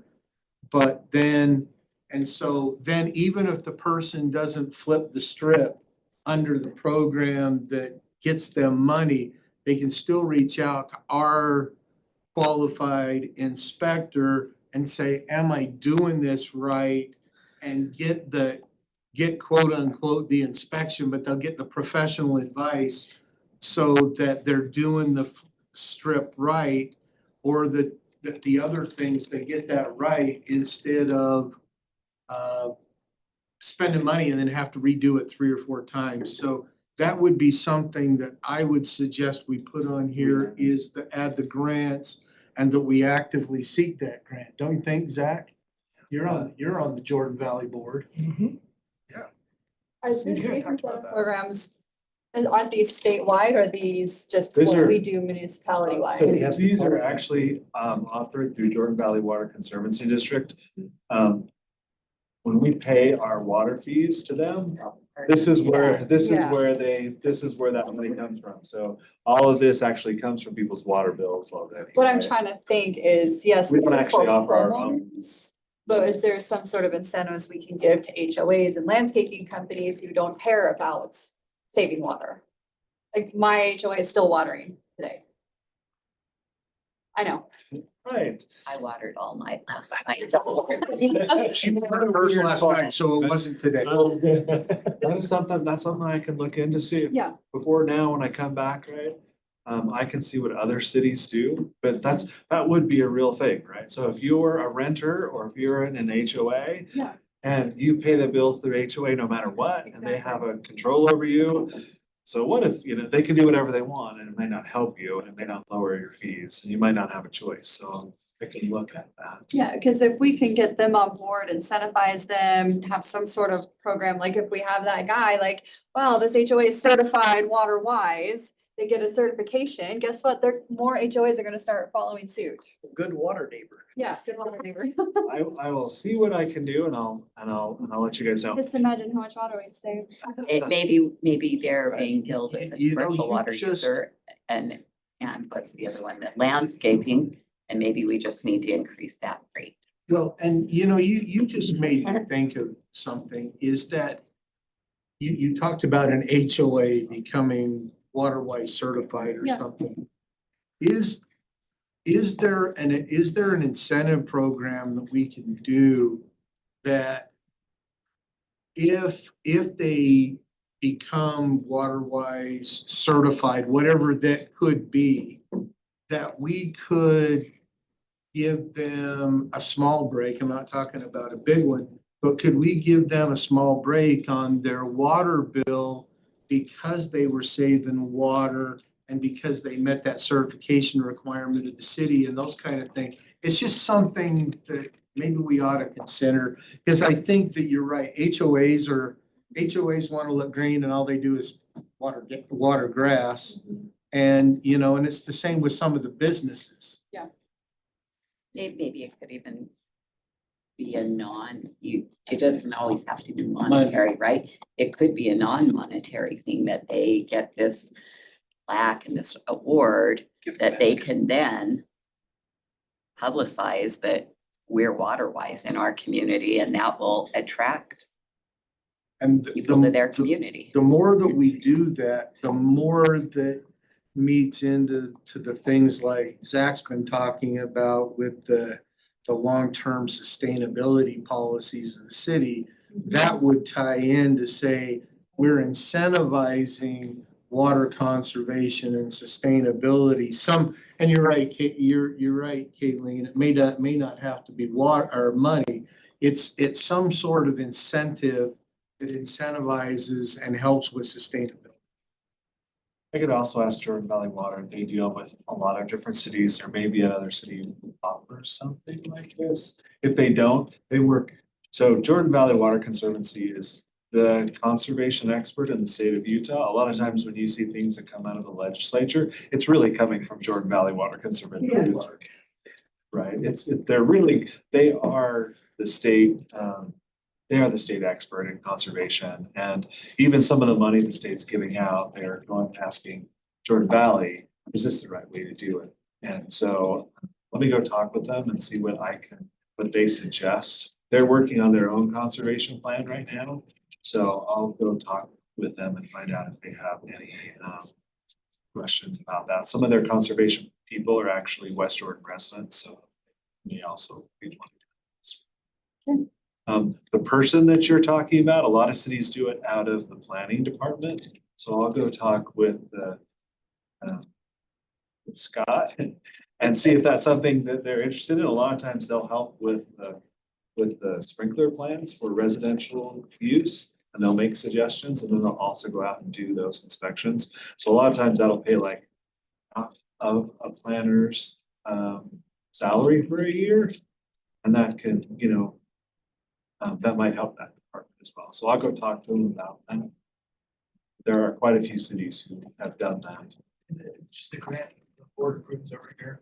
It's really a rubber stamp kind of a thing. It is. And I think as long as we as a body are paying them, might as well ask them to give some of it back. As far as that goes. Riverton and South Jordan can do it.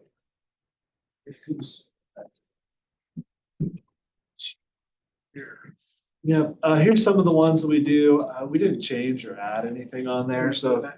We really have a water conservation committee. We're supposed to have, we've promised for very many years, we haven't. We use the sustainability committee as our hopefully water conservation group, which isn't really the right place to do it at. We should be making more presentations to them. I think that's one of the changes.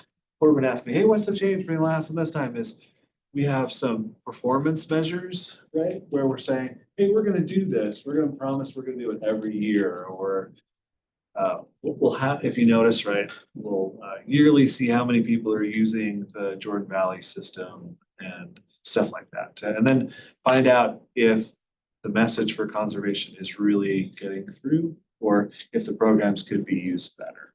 Right now, Jordan Valley probably spends or incentivizes West Jordan citizens about $40,000 a year. The biggest program they do for West Jordan is Flip Your Strip. So I think there's about $25,000 every year that go to West Jordan residents for Flip Your Strip. So we are supposed to have a conservation committee. We have to have a conservation plan. You just updated the water efficient landscape ordinance, which was very helpful. That's a state requirement now for most plans. We have a tiered water rate system.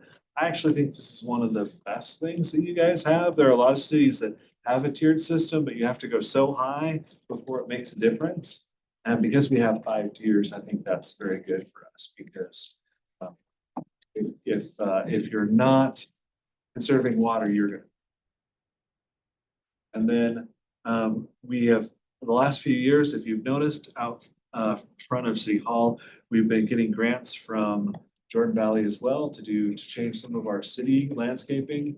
Last year, yeah, Pioneer Hall we changed out here. I think last year it was about $180,000. Those grants are available every year through Jordan Valley. So we just have to go and apply for those and get those. And you're gonna give them to somebody, they might as well give them to us. So we have got a lot of money through the changing water-wise landscaping and city ordinances or city owned facilities. Last thing, we promised for a long time to do leak mitigation. Last year, we started to finally, or this year, we started to finally send out some letters when our utility billing notices that, right? We're gonna try and make that better in the next 4 or 5 years, right? I'd really like for that program to work better so that people, if you have a leak, you know you have a leak. A phone call system seemed to work. It was funny on Facebook earlier this year. Somebody said, how come everybody in our neighborhood this week got a phone call from the city? And it's, well, you live in an old neighborhood, you probably all leak. But it was interesting to see that. So We're gonna try and do that. That's a water saving, conserving measure, because when it's leaking, yeah, I'm getting paid for it, but it's just going in. now I'm gonna ask. Going back into your wells. Going to the Great Salt Lake. I'm gonna ask the big question, when are we gonna roll out my water advisor? Anyone has access to the water advisor right now. So if you go do a Google search, it will show you exactly how to get the water advisor app right now. It's on our website to do that. And we've got videos to show everyone how to do it. I just don't think that's been announced, so. Again, that's not something that That's another discussion. that'll be another discussion, but if you do a Google search now for West Jordan, water app, it'll show up and you can find out how to do it. Okay, here's something that's new, right? This evaluation process. We're gonna determine our water use. We're gonna assess how much we can continue to improve and how many people are actually participating in this. And we'll try and prioritize parts of this plan. So let's say people aren't aware that there's these incentives and we see that people aren't aware because they're not visiting our website or they're not taking advantage of Jordan Valley. Then Marie can go and she can put in the newsletter, hey, there's all these great activities, go to the Jordan Valley Water Conservancy District. They have a conservation garden. You can get ideas. So we're going to try and start doing that as well. So the public knows, because in our area, we're really lucky. We have a lot of really good resources. I'm not sure people know that they're. There's another resource that we learned about at ULCP. It's the organization that Cynthia B works for. I can't remember their name. Anyway, they coordinate a lot of water conservation in the state. You know Cynthia because she lives down the street from you. Yep. So I'll let you with that. But they're developing a website that we can incorporate on ours. Oh, really? That will allow people to go in and look and say, I want, what kind of plants do I want? And you can select it. And then it will actually help them if they wanted to purchase it through certain vendors. They can pre-order the plants and a bunch of other stuff. And they said that Cynthia told me at ULCP that is a free. Is that running through Jordan Valley? It's run through their. She works for this other organization that coordinates with Jordan. Yep. Thank you, Utah Waterways. But Utah Waterways has got this web app that we can integrate on our own that will help with selecting the right plants and the colors and matching. And it may be something that we want to look with our website. So as you're doing this, you may want to talk with. We are going to upgrade our website. Right now, we don't have a lot of stuff on our website. We are going to put in more. In the last 3 or 4 years, that has been the problem for many people. You want to do something, but you don't want it to look ugly and you don't know where to buy it. And even if you buy it, you don't know how to install it or how much water it takes.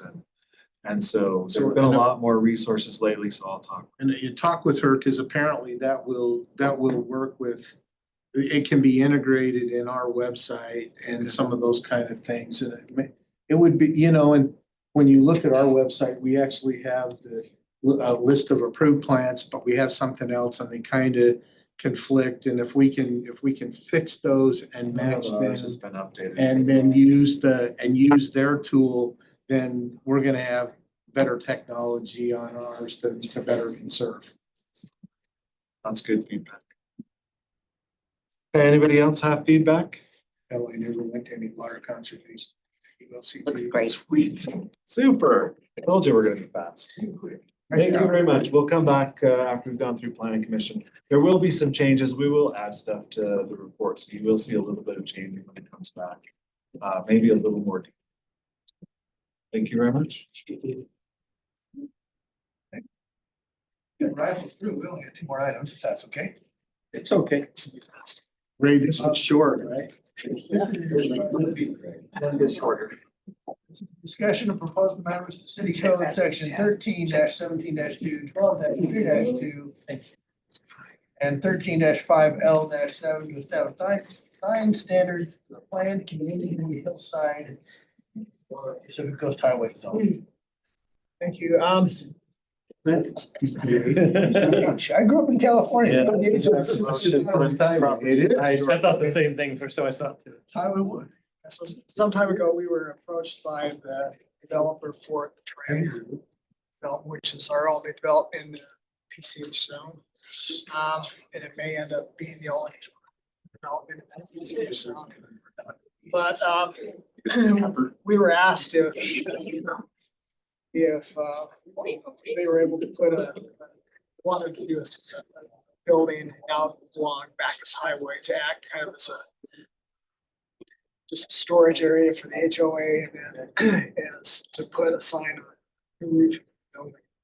So we went through and we were looking at sign standards, PCH zone, and the PCH zone lists Title 12, but when you go into Title 12, there aren't standards. So we thought that it'd be a good time to do that. Not sure why it wasn't like caught going through it. I think there was a lot going on at that time. Wood Ranch, where we got. Oh, it was a lot. I think it's good to be able to kick back a little bit and to take a look at it. It's also yeah, I think just problem. Do you have the picture of the sign that they're proposing? I know it was on that thing that we saw. Like their site. Or the roof mounted sign? It's the roof mounted sign, yeah. So that's kind of what we're looking for is we've kind of come up with that of just some standards. And what we're looking for tonight is just a thumbs up or thumbs down on what you think on the standards we developed in this district. We kind of got the boost before the engine on this one. And so this one actually went to the planning commission. The planning commission looked at it. With this, it not only applies to Title 12, but also chapter 13 signs. So we've added that into it. The second one up here was that the planning commission, this is really the only change that they had, was to add the words administrative commission. So it's an option. It's not just conditional, but there's also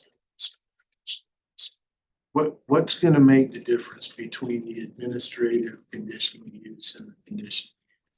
basically there's not a lot of difference. It's just the fact that the administrative form is just handled by staff.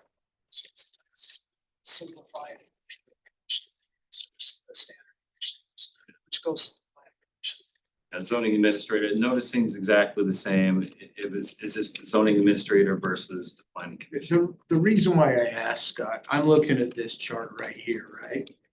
And one of the administrative conditional uses is a monument over. Well, I'm gonna look at the one that's the monument that's 4 feet. Look, one's a monument over 4 feet high and one's a monument less than 4 feet high. Well, that just means a monument sign, right? So why do we have two? But if the monument sign is 4 feet less than 4 feet in height or less, what is the detrimental thing that we're trying to mitigate with a 4-foot sign?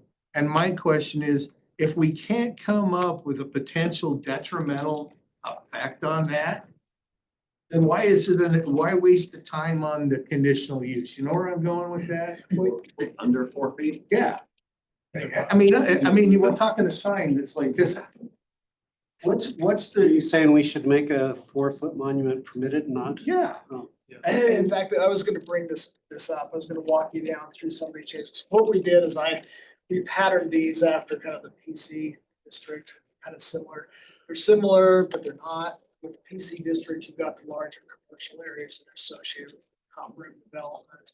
And so some of the sign types may not apply to PCH. So PCH is more residential. But on these, and that's one of the things that I was gonna call out and talk to you about, is that exact thing. Yeah, this really does, because I was looking at it, in fact, earlier today, and was saying, I don't know, I think those really should be permitted uses. That was just one. Well, you know, a monument sign over 4 feet high, you know, maybe we ought to just say a monument sign under 10 feet high is a permitted use, right? Whatever we decide we want the height. I'm just looking at a couple of these, I mean, like the kiosk. What the heck is a kiosk? What's a kiosk sign? Directional sign. Person that hands out tea in the middle of the mall. Yeah, you're not far off, but more geared towards pedestrian or vehicle movement instead of in the mall. And so here's my question, why do we care? If it's what's the, going back to the traditional use, conditional use, what's the detrimental condition we're trying to mitigate? It's all about aesthetics, I think.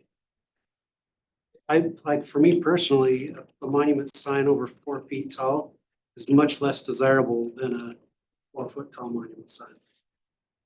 Yeah. But I think it all comes down to aesthetics and how we're trying to treat that zone and make sure that, you know, like when you drive into a place like Park City, there's the way it's done, it has a certain feel to it.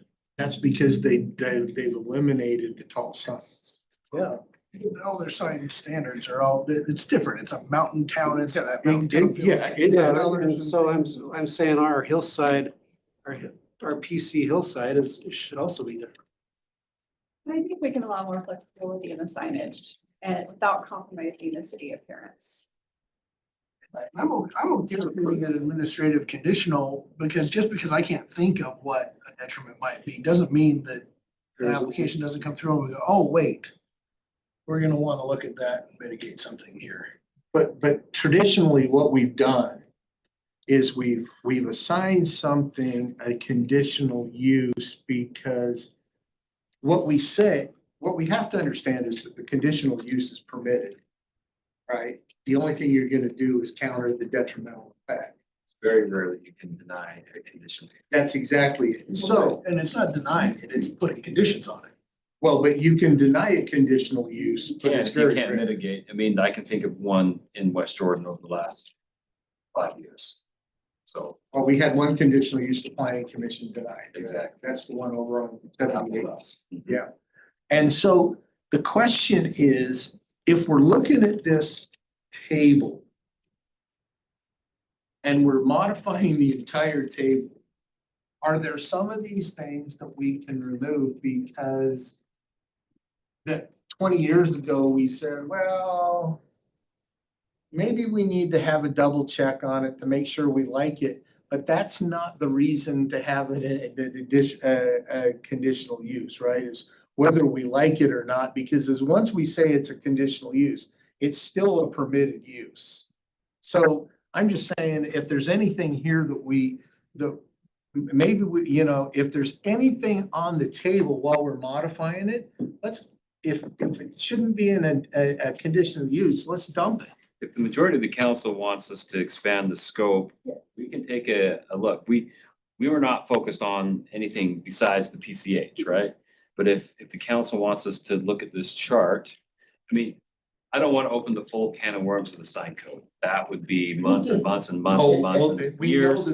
We know that the sign code is not going to be where we want it. If we're just looking at this table, I think if you give us the direction, we can go and we can look at administrative conditional use permits, and we can propose something slightly different. I'd be in favor of dropping the monument signs above 5 feet, or sorry, above 4 feet in height. I'd be in favor of dropping that from even an administrative conditional. You mean above or do you mean? above. Making it a permitted use. No, not making it permissible at all. Oh, These monument signs be above 5 feet. In just in this area. Oh, just this area. Okay. Yes, just in this area. In the PCH. I'm just talking PCH. I'm looking at that yellow line. So if they do have more to say, then we'll fit on one 4 foot high sign. They just gotta make it wider. They just put another 4 foot sign right on top of it. And then Next it's to it, fine. not on top, we next to it. on sign area. I just have like someone. Right, you just have two signs. It sounds like, yeah, I was gonna say, that sounds like a campaign sign. Half put together. He may not be far off on the fact that if you're doing a monument sign over 4 feet high in the PCH zone, because you're in that hillside zone, maybe it shouldn't be there. Well, I think that's why I think an administrative conditional or even a conditional would be appropriate here, because like I said, thinking of hypotheticals, there might be a situation in there once you start building and things start coming together where you think, you know what, right here would be a good podium sign, but it's gotta be 5 feet tall or 6 feet tall because of what's been built here around it. I don't wanna just say no, but having a review on it to say, okay. But the review won't No, ever but- say no. A review could say no, but the review would also say, okay, if you have to do it like that here, then you have to also do this, this, or this to mitigate the detrimental effects, to use the. Yeah, signs that get larger have the potential for, we'll call them visual impact. I wouldn't go aesthetics, beauty's in the eye of the beholder, right? We don't want to get into that, but time, place, manner. If it's causing a light, it lighting up signs that are large can impact a very unique development. So I would like to see that it stay administrative conditions for signs larger. But if we said no signs above 4 feet high, They don't have any detrimental impacts to do, but there may be where, There might be. again, I'd rather leave the possibility and then have the ability to mitigate the negative impacts than say it can't ever happen, period. but if but you, under 4 feet, are we okay with permitted? I would be personally. I'm okay under 4 feet. Okay. And The only thing I can think of is whether there's gonna be any type. There is a small portion of commercial out along U-111. That's why I can see maybe there is. And there's the Mon Pa commercial up in the village, city centers and stuff like that too. So I'm thinking, I just like to have the review on both, just in case there is an administrative impact. Or a detrimental impact, because again, I'm not gonna say. but the detrimental impact is only gonna be mitigated. It still allows that sign to I'm have talking that. about the difference between permitted. They're both permitted uses. Right, with conditions. It's either permitted with no conditions or it's permitted with conditions. And the administrator can impose conditions. Except Again, I'm just trying to say that I'm not gonna sit here and try and imagine all the possible signs that might ever go up in this zone. But if you're following the Park City model and said, hey, we want to have something like Park City, you just ban the sign and you say you made our requirements and that's the way it works. No? I can give you an example in Daybreak, because they put the Daybreak sign up and I went out and lit it. That was my job back then. And then they put these little bush things in front of it. And then after a couple of years, the bush things were covering the sign and they had to raise the sign up to They didn't compensate. wanna cut the bushes down. They could trim the bushes down, they raised the sign up and put it, build the walls. Just do. So that's, Okay. that's just, there's always examples of out of box. Yes, and that's why I don't wanna sit here and try and say yes or no to every possible thing. I'd rather have the review Well, in this PCH is only one development, right? so far. So, I mean, I guess it's kind of weird for me to say, I want it to be like Park City and it's just like this one little pocket within our whole city. So, Yeah, but we don't. I want to give them some latitude. And so I do like the AC because they're developing this area and I don't want to put them in a box. That was the whole point of having months of 3 dialogues. years, 3 years worth of, But it doesn't put let's them in define a, what this well, all it looks puts them in a like. box. It It's, restricts them, and like Zach said, there This- could be, because they're on a hill. There This still could be can an top it. instance where that's why I'm fine with it. I'm okay putting the under 4 feet as permitted and the other leaving it as AC. How often do we notice the Park City of Westerland? Yeah. No, they're the daybreak of West Shore. Yeah, the daybreak. Their terrain. All I know is after being on the planning commission for 4 years, the more that you have conditional uses, the more that you have neighbors who think they have control over the issue when they don't. People think, oh, if it's a conditional use, I can show up and we can complain, and public clamor and all those kind of things doesn't stop. It's a permitted use with potential to mitigate it. If you can't mitigate it, you can deny it, but if reasonable mitigation efforts can do it, you still have people upset over the sign who thought that they had control and they don't. And we've done that with conditional uses on other things before, and I'll just leave it at that. Well, I see 3 people with AC. Anybody else? AC on the above 4? Uh-huh. I'm fine with it. All right, I'll just go with that. We do this for every square on the yellow Yeah. bar. Till we get Permit to on that. under 4, right? I thought I'm okay with that. Yeah, that's, good. yeah. Prefer I don't AC, care. I prefer AC, but whatever. Sleep over. All right. Inflated displays, shouldn't we allow that? The only other thing on this one was as you'll see, electronic LED. We've got it permitted in the PC zone, but I don't see it.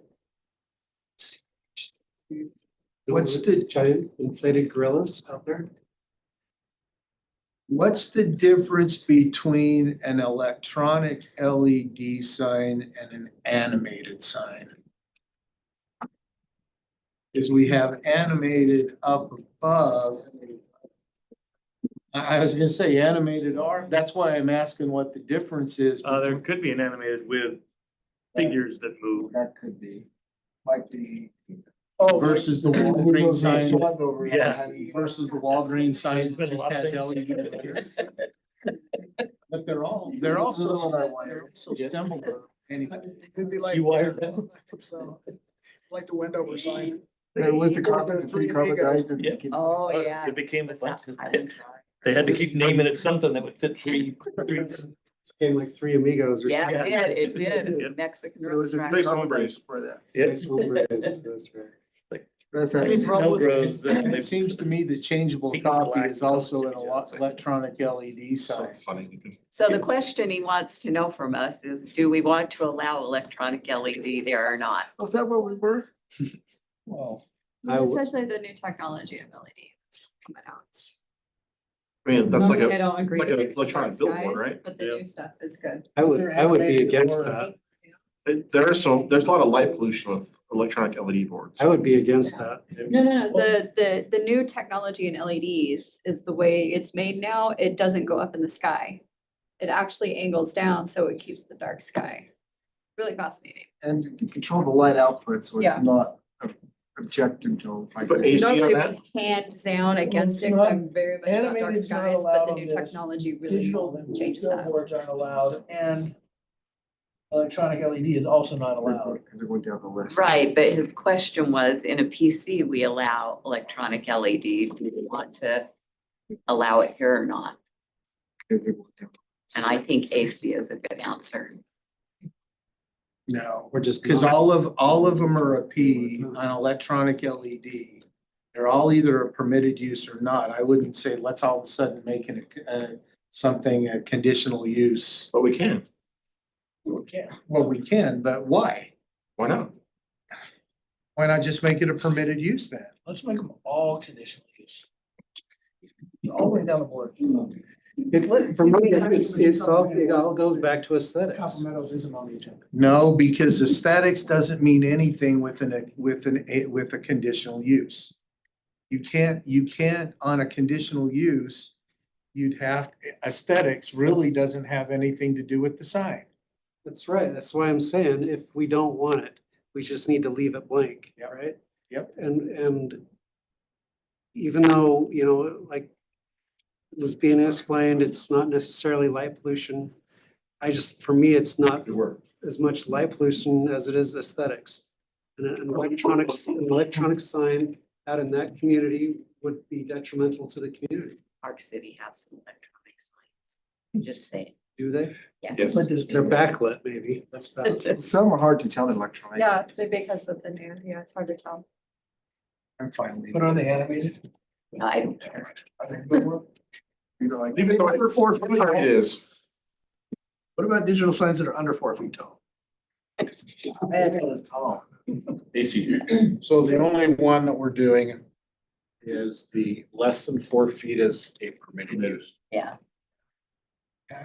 And then still open up, if they come to us at some point, and say, we really need a sign that. They'll come and ask for a code amendment. And then we'll. And they Like probably. they are right now, but they're only asking about roof signs. So we'll do this, then go through the process to get it back to the council. They would take us. We're almost down. Oh, you're on, so you still go. Table that says Pandora. Yeah, we're still on a roll here. But what else do you need? So what we need is where it says Plan Center Gateway sign. Those, again, I think those are for the larger commercial areas as well as the Plan Center signs, so I left those off. The other thing we needed to talk about are roof signs. And Planting a roof sign out on Yeah, that's exactly what they That's want. the whole- That's the whole purpose. Just of to this, eat yeah. at Joe's. Do you remember when Yes. we went out on that site tour?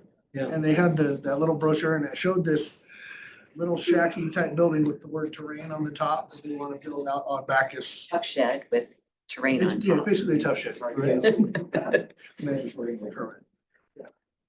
kind of like with lettering that's kind of out on the meridian on the south side. Only on a roof. And just face it, they want a Hollywood sign on a tough shed. That'd be cool. Hey, now you're on top of it. Then what we did is Village Center advertisement sign, I left that off. But as part of the roof sign, I think we've kind of tightened it down to limit the height and how much of the structure occupied. So anybody have a problem with that? I was probably the previous table, but there's one on the table. Go back, Ray, I'll just point it out. Temporary promotional sign. I wonder if that's content based, but I. Listen, if they're serving something special at that shack that they're gonna have that restaurant, they should be able to let me Kaylee know. wants to know about it. That's right. When I drive by, I wanna know what I'm it just is. talking about Does this temporary. apply to their social media page? See what daily specials. Just got to change that. No, you got to get the date right on there. I'm okay with the Hollywood sign on the tough shed. Oh my. Flagstaff. Like by the Walmart. All right. You're gonna get serious now. We need any other further direction on this? We good? So I think we're good. Okay. One change. All right, we're gonna get serious now. We're gonna have a great discussion. You were just waiting for that one. So Chair, if I can just kind of. It's like over, come on. So this is something that's still on the council's table, council calendar. So back January of this year, the council discussed changes. What was requested was the time period for holiday decorations be no less than 10 days.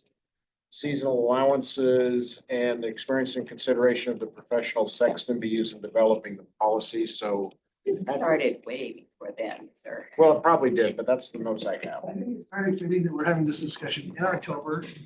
Because we're only about 2 weeks away from these graves being all opened up and zombies coming out anyway. Yeah. So Patrick is here, this Craig Hudson, the cemetery sexton is here. Dave Naylor's here and Corey's here to help answer any questions. All right, I got Patrick on this. Well, I got a chair for one, so which one? I think Dave has to come up. Dave? He loves public speaking. Oh, I'm teasing Dave. I'm Yeah. teasing. You want the Getting sexton? your feet. Yeah, so Craig's got, I'll do a lot less talking than I did last time. Craig's got his feet under the ground. I feel confident he's the one. He's halfway in a grade. So. Good. I think he's got it covered. Okay, so just to reiterate what Alan had recapped, going back and listening to the prior committee of the whole, there was a desire for there to be a timetable set, definitely for seasonal decorations in the wintertime, and definitely to make sure that there was ample amount of time around holidays for people to decorate their loved ones' memorials and graves.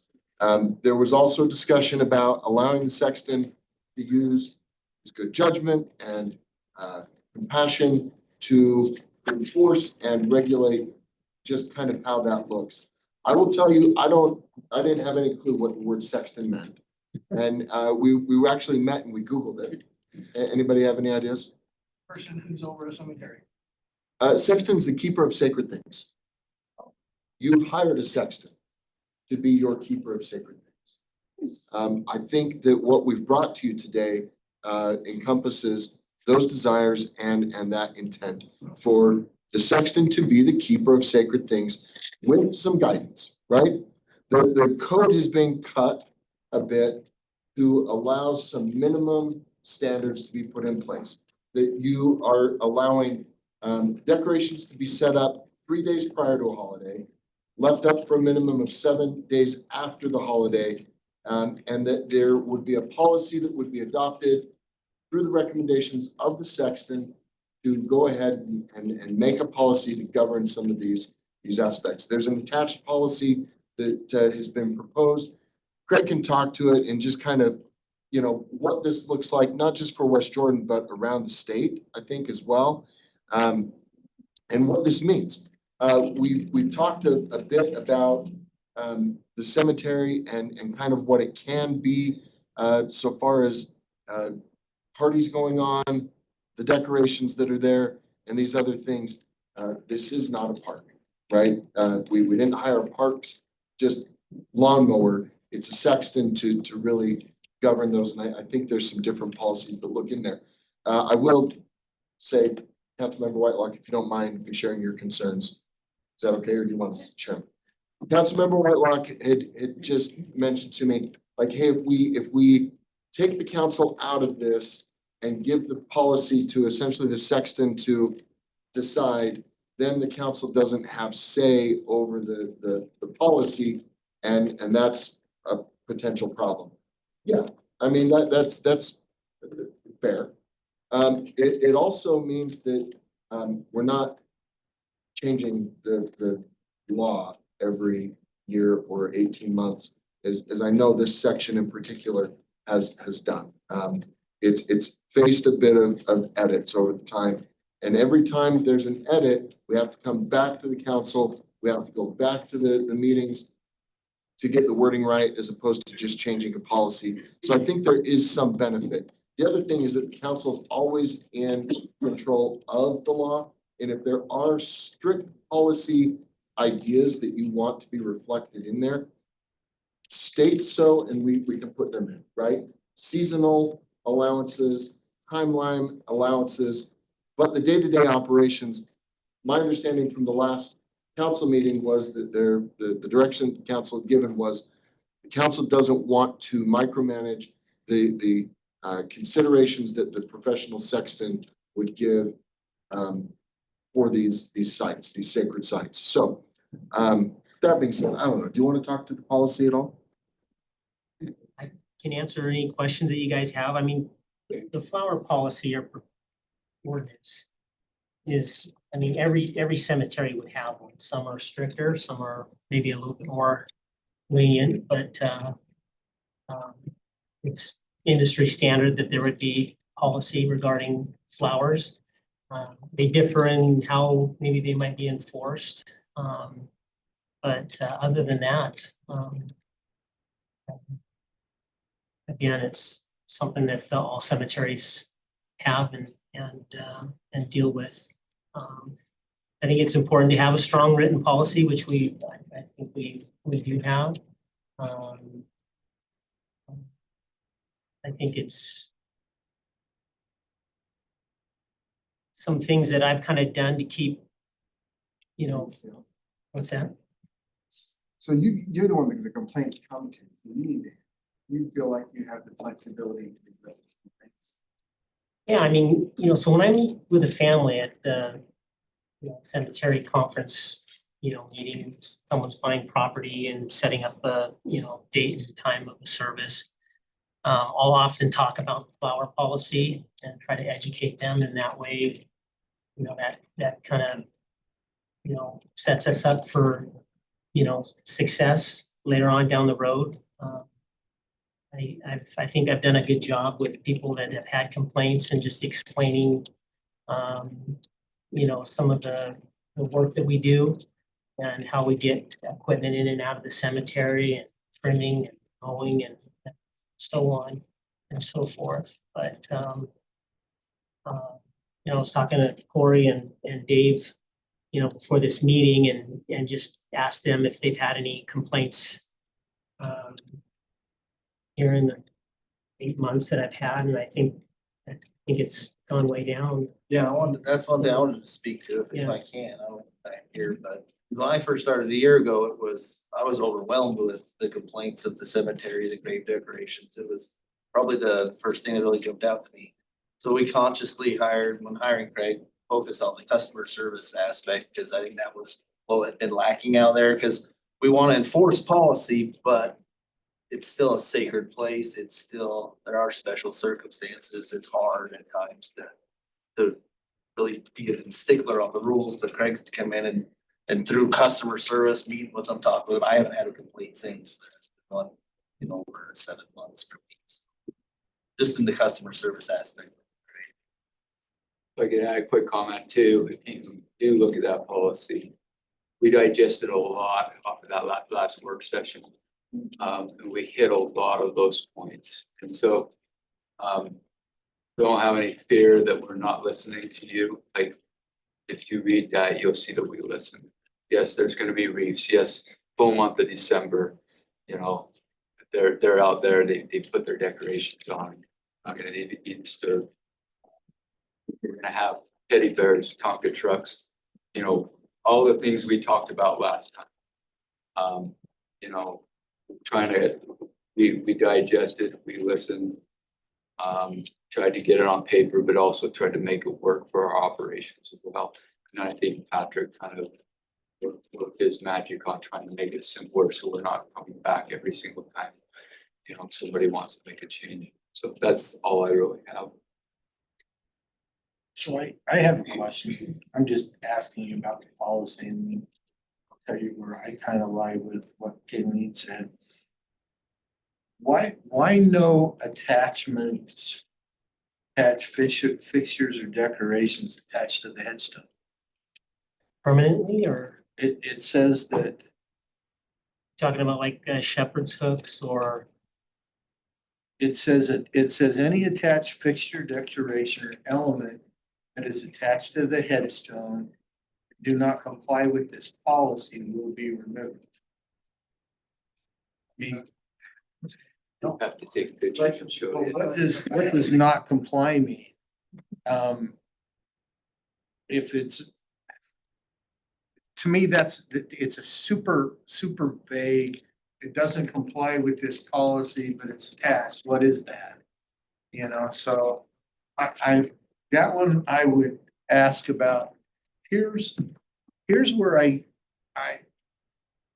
kind of agree with Councilmember Whitelock. The concern is that the council's got no control of the policy. The executive branch does, right? If we do this, the executive branch has policy.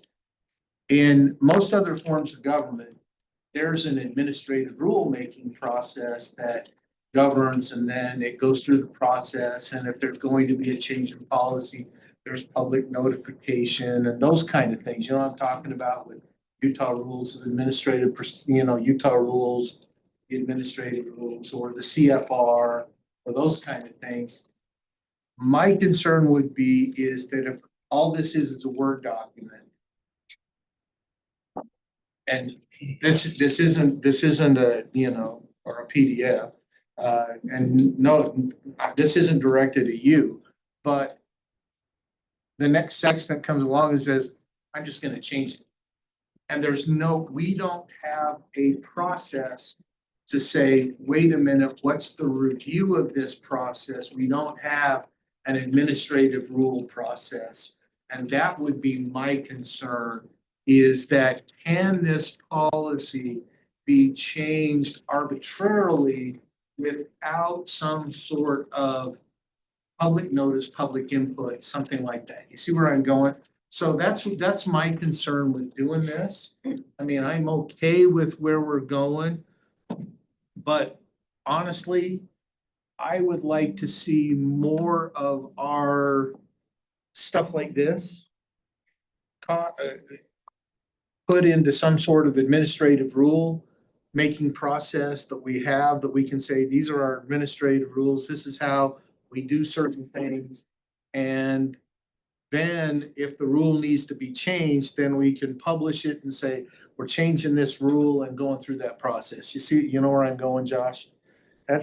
So on the flip side, That's probably the long-term project. On this one, I'm okay with that, but I think we need to look long-term for the city to look at formalizing processes for policies so that a department head or a division head or something just can't change the policy and say, I'm gonna do it. And the mayor doesn't know, the CAO doesn't know, the city attorney doesn't know, well, we just changed the policy. If it becomes a problem, I think the mayor and the CEO will find out pretty quick. Well, they might, but I think council all. Well, yeah, well, that's what I mean. Somebody will come on the council comments and complain, and Yeah. we said it. But you know where I'm going.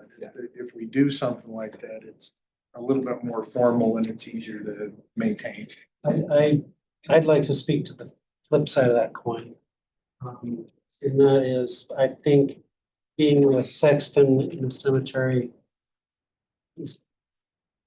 requires a nuanced approach in different situations. And by us tying the sexton's hands with arbitrary rules that when we maybe don't understand each new situation that he faces could potentially make his job more difficult to serve the cemetery patrons. So I just want to, I want to speak to that side of that. I'm not suggesting that we tie his hands. I'm suggesting that if we make a policy that it can't be changed every other week based on what somebody said, we need to have a consistent policy that can be understood. And what I don't want to see, and we've seen this occur, and I've seen this occur in other organizations, is that the policy becomes very personality driven.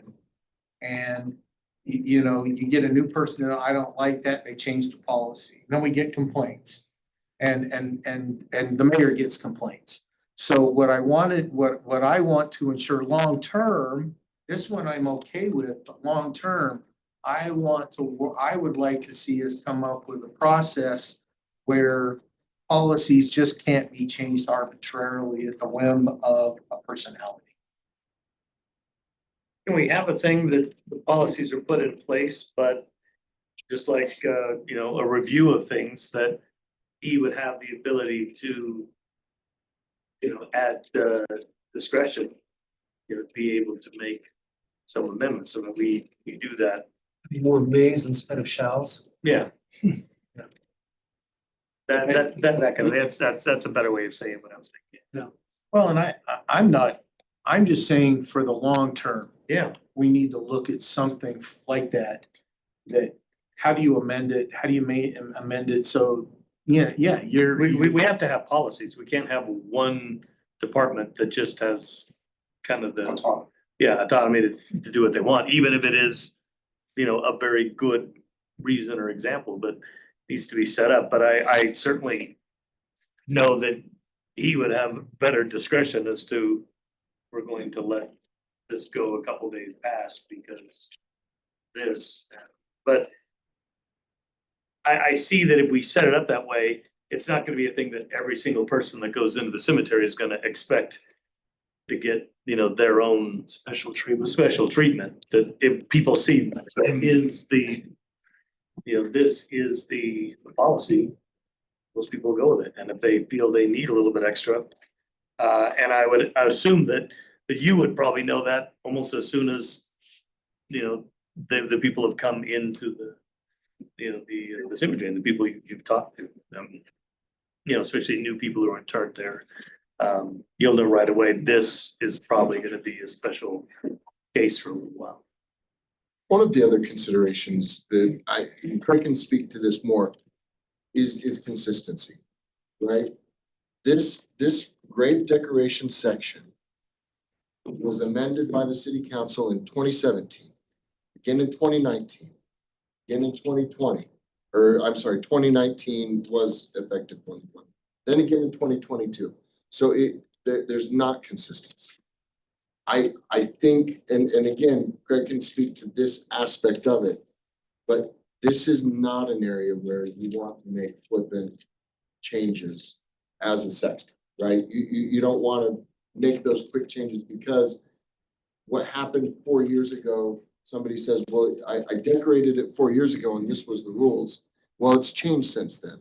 Well, now it's this, and now next year it's going to be something different. And then next year it's going to be something different, especially if they're only decorating maybe every Mother's Day or every birthday or every Christmas or something.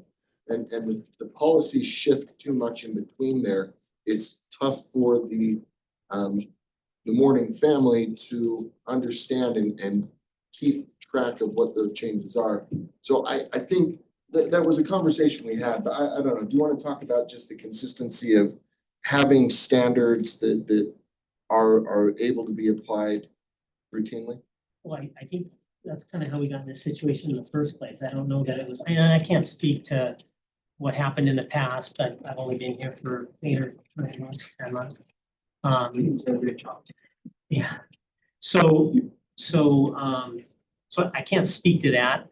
And I, if the next sexton came in, he might see things a little bit different as far as, flower policy and calling audibles on. I'm trying to meet with just every family that comes and get to know them, and again, explain the flower policy. And right, you're gonna treat a recent grieving family that's just gone through a loss, especially when it's maybe untimely, different than someone that's maybe been there for a longer time and time to know our understanding our flower policy. So again, but yeah, you definitely need to be consistent. I came from Washington State and ran a cemetery there. There was a competing, I don't want to say competing cemetery, but one in another town. And all of a sudden, they were very lax on their flower policy, or hadn't enforced it. And next thing you know, hey, we're going to start enforcing this. Cleaned up everybody's stuff, had it in a big pile next to their dumpster. Got all over the news, and it's just a nightmare for that cemetery. But again, yeah, being consistent, super important. But I think that's kind of the point, to go with what you just said about, first of all, I have no idea why a city council would be changing decorations every couple of years. Seems like we've got much more important things than Just so you know, it was being brought to us and they were. Okay. It wasn't like we were initiating that. Actually, city initiated. I'm good with that. I was just bringing up the point that that's weird that, but to that point, Craig's here now. If he decides to move on, or we get another one, then that's the same thing as rewriting if we're allowing those people to do it. So, you know, your point doesn't work that way at all. In fact, it makes it even worse because we're trying to at least put some kind of guardrails on, and having them be in total control means that the next person who comes in, I mean, you know, somewhere down the line, another mayor's gonna come in, they don't get to just suddenly throw everything out and go with it. There's guidelines up. That's, I think what I'm saying is if we've got some good guidelines up, but trust the fact that we've hired the right person and will know how to deal with it. That's what works for me. I think the question for us is in drafting this, what are those guidelines, those guardrails that you want up and how intensive do you want them to be? Yeah, because if I remember in that first meeting, and I think I talked to the point, I just said, the person we've hired, let them tell us what they think the right guardrails are. Yeah. And we can agree with that and set them into place. If it's 3 days before, 7 days after, kind of thing, say a birthday or something like that. If that's the right guardrail, let's put it in. And Craig, you get to be the guy to help set these up. But then we are a little stricter to the next person who comes in and say, these are the rails. You can, at your discretion, because you're gonna know the people better, but at least there's something there. And not even say these are guidelines for people, these are actual laws. Yeah. And it's code, but, you know, Craig or the next people down the line will know that they can move them as they see fit because they're gonna be close to it. And having those guidelines are gonna be what stops us from having people come up and, you know, at a city council meeting and wonder why this stuff is happening. And So that's a guideline that we put into the code. Would the council like to see the policy that Craig has proposed inserted into this code section? Do we want there to be less council involvement in the details of the decoration policy? I think that's the crux of the discussion. I think from our side is what form that takes. So exactly where I wanted to go. So that's exactly the question that I wanted to pose or answer, maybe. I like that the code is largely deleted, right? We took a lot of the policy out of the code and stuck it into a policy and just said the code will refer to a policy. I like that. To me, this is a completely administrative thing. I would like the council as far out of this as possible. It's not budget.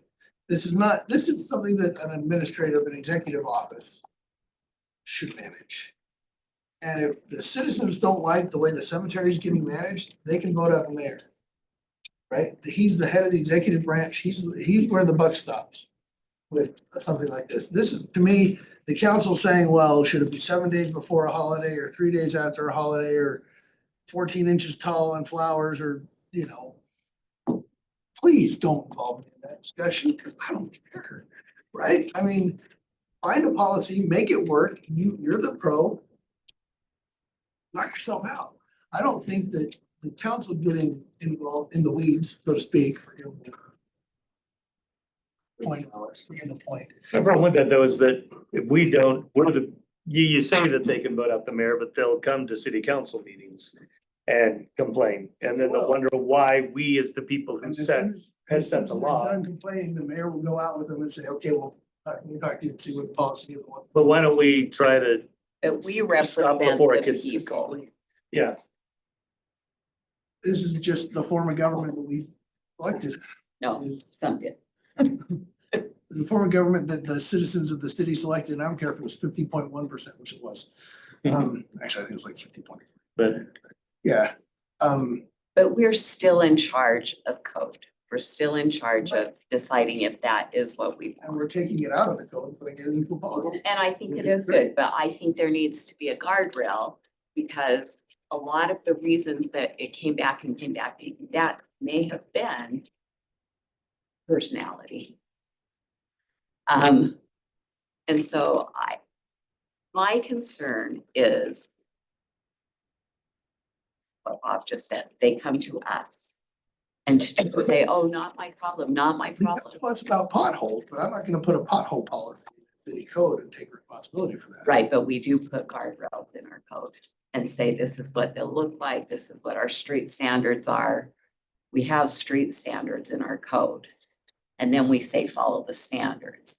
And I'm not saying putting the policy here, I'm just saying, do we want something that says what happens when a change? Now, not a tiny change, but if the next guy comes in and wants to make major changes, like I said, what's the procedure? What's the process going to be for them? Can they just do it? Well, administrative law doesn't go through Congress. No, but there is a process that, there is an administrative rulemaking process that allows for public comment. You know, administrative rules on the Hill allows for public comment, and it goes through those kind of procedures. So there is a formal process. And that's a different discussion that we probably do need to have. Yes. But, so we can set up the guardrails for how administrative rules are created and policies are created that are administrative policies, like this one, right? And that's where I'm going is, But take it out of the council's hands and put it into, we can set a policy around how those policies are created, put that in the code. yes. And that's what we That's a need. larger, And that's a larger a, conversation. that's a future, I would think that that's a future discussion, not one that we want to have tonight. Right. I mean, that's, We're no, discussing about having a discussion. and that's why I said, I'm okay with this one now. If we sit and we take a look at how do we do administrative rulemaking so that we take the personalities out. And I think you're right, Zach. I think that's a longer discussion on how we want to do it. But I think it's a valid point that we need to look at that. I have 3 questions on this policy, if I may ask those. Sure. On C, just help me understand how you chose March 1st to November 15th. It's a grow season. It's a common grow season for me. Grass needs to be mowed. Yeah. Kind of like when they pick up the green garbage cans between that same time. Yeah. Except those get picked up. Yeah, I don't know that I agree on the growth season. I don't mow my lawn that soon. But Or that he's- late. He's the guy who knows it, so Yeah. wouldn't we want to listen to him? Yeah, I'd listen to him. We may not necessarily be mowing, but we got I just aeration, think it's restrictive. aeration with the They fertilization. gotta restrict at some point. And on a warm year. you can- Help me understand on F, it says that the decorations will be cleaned every Tuesday. If I bury a left one on Monday, will you clear it on Tuesday? I was gonna say, what happens if you decorate something on Tuesday? We don't clear off the fresh burials the day after the. Isn't that what it says? Yeah, So, but they wouldn't do that. Well, I know, but if they wouldn't, that should be in the policy. Yeah, well, that's why I said at the discretion. Add a line, except on new graves. I think a new grade policy, if it's different, should be. If it's a different policy, it should be a different policy. should be a different line. I just wanna know what happens if my Well, you kid's know. birthday's on a Tuesday and I go to visit my kid's grave on a Tuesday and I put a decoration out, doesn't matter, like. Do I just stand back and watch the mower go by and put it out and I know I've got a week? I mean, Depends what time it is.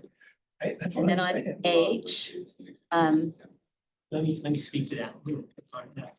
I mean, yeah, if we see a birthday balloon or art or something and you see the date on that marker, you know. we'll do that. It looks like it just got put there that day. You just need something understandable and replicable. Whatever that is. Yeah. Just change it from shall to may. on H, you list out holidays, but all state recognized holidays will be recognized, including the following. So you list some, but not others, so I'm just wondering why. The wording's cumbersome there. All state holidays plus state holiday. Well, yeah, but I Well, mean, Valentine's Day and Halloween, I don't know that our state state recognized holidays. holidays. Yeah. But Easter and Mother's Day and Father's Day are. yeah, that's, I would think. No, okay, so that would be, okay, yeah, so these days plus the state recognized holidays is the right way to say that. Yeah. Okay, I'm just glad Juneteenth is. You got them all.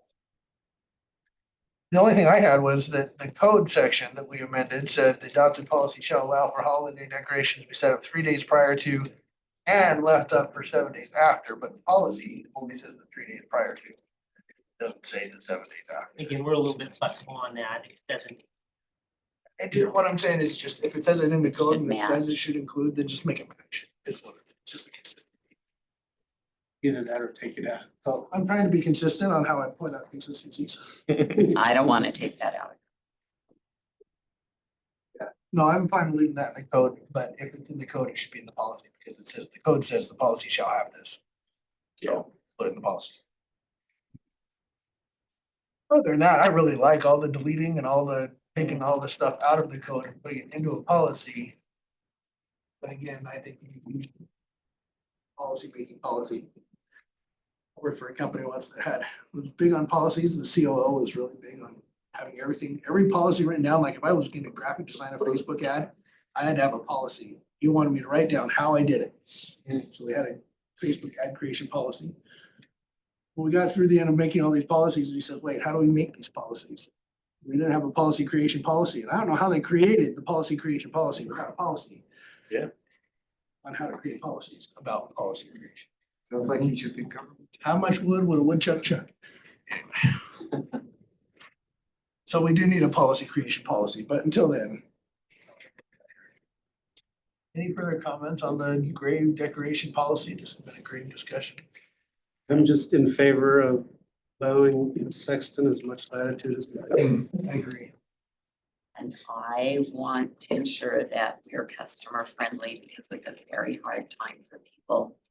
And it can be a hard time for people for years after. So And the reason why. That's my point. That's why he wants the. That's why I want the But latitude. can't, I'm gonna give you the latitude goes both ways. The though, backstory, and the personality. backstory of this was, is if you recall, and you probably weren't on the council when we first started this, is that there were some issues with mowing and we went really strict.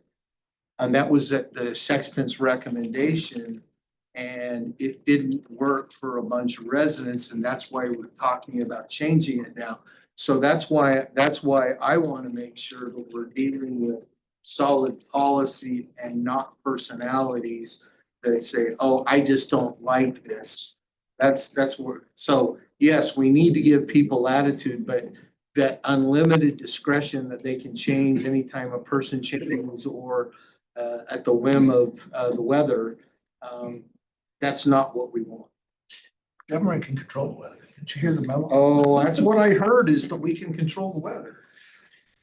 No, just over West. You only heard about the one side of the complaint. There were actually complaints both sides on that. There were complaints about it being There always are, not right? cleaned up enough and complaints about cleaned up too Yeah, much, and- right? Which is why we proposed the code, push some of that discretionary policy making to the sexton who's there every day. I get the impression there's 4 of you in favor of the proposed code changes. Is that right? Yeah, some minor cleanups, but yeah. I think, Yeah. I think you've got more than. Okay. I think what you've got is potential, but what we've got to do is look at the future on how we do administrative policy. And that probably should have gone into effect with the farm bill change. Yep. We probably should have tackled that 5 years ago, but it's only been 5 years, so. Yes, it's time to been like plant a 30. tree. No, So that's- you're right that's there. one We're to 5 go years ago. forward. But it should have, yeah, definitely probably should have. We have an administrative item at the end of the meeting, if this is the last agenda. Yeah. item. We are done with the with It is items, on the agenda. discussion topics. Administrative items. Yeah. And I'm under number 3, we have administrative items. But is it enough reasonable specificity that we can talk about it without breaking over? Yes.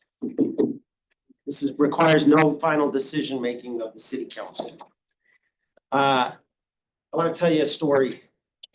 I went to the Wheels Park 2 times today. And you didn't even get Um, broken. Good job. These are without your skateboard. Well, I was wearing these shoes, so without my skateboard. I met with the staff. I wanted to meet with the staff that were doing the maintenance. I went out there early to meet with the park staff. And while I was out there meeting with the staff who were cleaning, I wanted to hear, all right, Are we having problems with garbage? Are we having problems with the sprinklers, with the mowing, with the dirt? While I was out there, I met the Mueller family, Meller family. Thank you. They have a 6-year-old son in a wheelchair. And the mom and dad pull up on skateboards, and they have other kids too that love skate parks. But their 6-year-old son was in a wheelchair, and he had skate stickers on the sides of his wheelchair. And he has some disabilities, but they said he loves that park. He loves that park because it's wide open, it's stretched out. He doesn't have to feel like he's crowding with the other kids who are also trying to learn, who are skating all around him, right? He's 6 years old and in a wheelchair. He loves that park. That was really touching to me to see a kid in a wheelchair out there rolling around on that. And he's just rolling around on that nice smooth concrete, going over the little stuff. It was awesome. I went out there in the afternoon to meet Corey on some other things. But while we were there, there were probably 80 kids at that park. It was this time, it was after school let out. There were 80 kids at the Wheels Park. And as Corey and I both left to come here, we're driving through the neighborhood just north of the park, and we're seeing groups of kids come out of the neighborhoods with skateboards, scooters, and bikes on their way to the Wheels Park. It was awesome. I hope you'll go out on a Saturday or a Sunday or a time after school. It's good weather, and just go out and watch. The kids are loving it. You all signed one of these last week as a thank you card. We have like 25 of them, 30 of them we're going to give out to the people that built the park, and especially to Rio Tinto and the Office of Outdoor Rec that gave financial contributions to the park. But what you didn't know is we set aside some of these boards for you not to sign, but we had everybody else sign the ones. This is our thank you to you for appropriating the funds for that park, for listening to those residents, those kids that came in to public comment long ago requesting something like this. It's been a huge success. We had 700 people at the grand opening, and Marie has put out some short form videos on YouTube or on the city's Facebook page and Instagram page, but I just saw a longer video, a 2-minute video they're putting on YouTube about the grand opening of the park. And it's a really, really great amenity. I look forward to adding to it in the future as part of the overall long. These are hoverboards, right? This is thank you. What you do with it from there, up to you, but these were signed by city staff who worked on the park, and then the kids and the users of the park at the grand opening. I have a waiver you'll need to sign before you put wheels on it, Chad, so. So you went out there to see their Tape on the outside. There's no trucks either. What was it? Fun. What'd you think? Yeah, so the staff said, so far, extremely low maintenance. The kids are cleaning up after themselves really well. They spend less than 15 minutes blowing off the kind of the dirt and the wood chips. I was not so sure about, we put the red ball field dirt right up to the concrete. I think the jury's still out on some of that because that dirt it's supposed to bind and hold, but it doesn't bind and hold if a scooter rides over it or a skateboard's flying loose into it. And so then when it gets broken up loose, it gets blown in to the bowls and the concrete areas. So we'll make some tweaks, but the community has been really good at taking care of the park and cleaning up trash. And we have a resident who goes every single morning and blows it off the park, blows it out of the bowl, and cleans up trash every single morning. So that other kids can use it. Yeah. You have incredible. permanent garbage cans there or just the wheeled ones? Right now, I just have the wheeled ones. I think Corey left, but I think they're planning on switching and putting in the more permanent. So we're putting in the next few months, we got to put in seating and garbage, and then Rio Tinto's money hasn't started kicking in yet for the extra phases. We asked for a TRCC grant for the next phase, and so we have to do the bike trails and then lighting bathrooms and benches and other things. We need to keep an eye on graffiti. It's gonna be the RC park. Yeah, an RC park to keep to give them a separate space. Yep, yep. Corbin, No, there's concern. how long ago did the city council? approve this?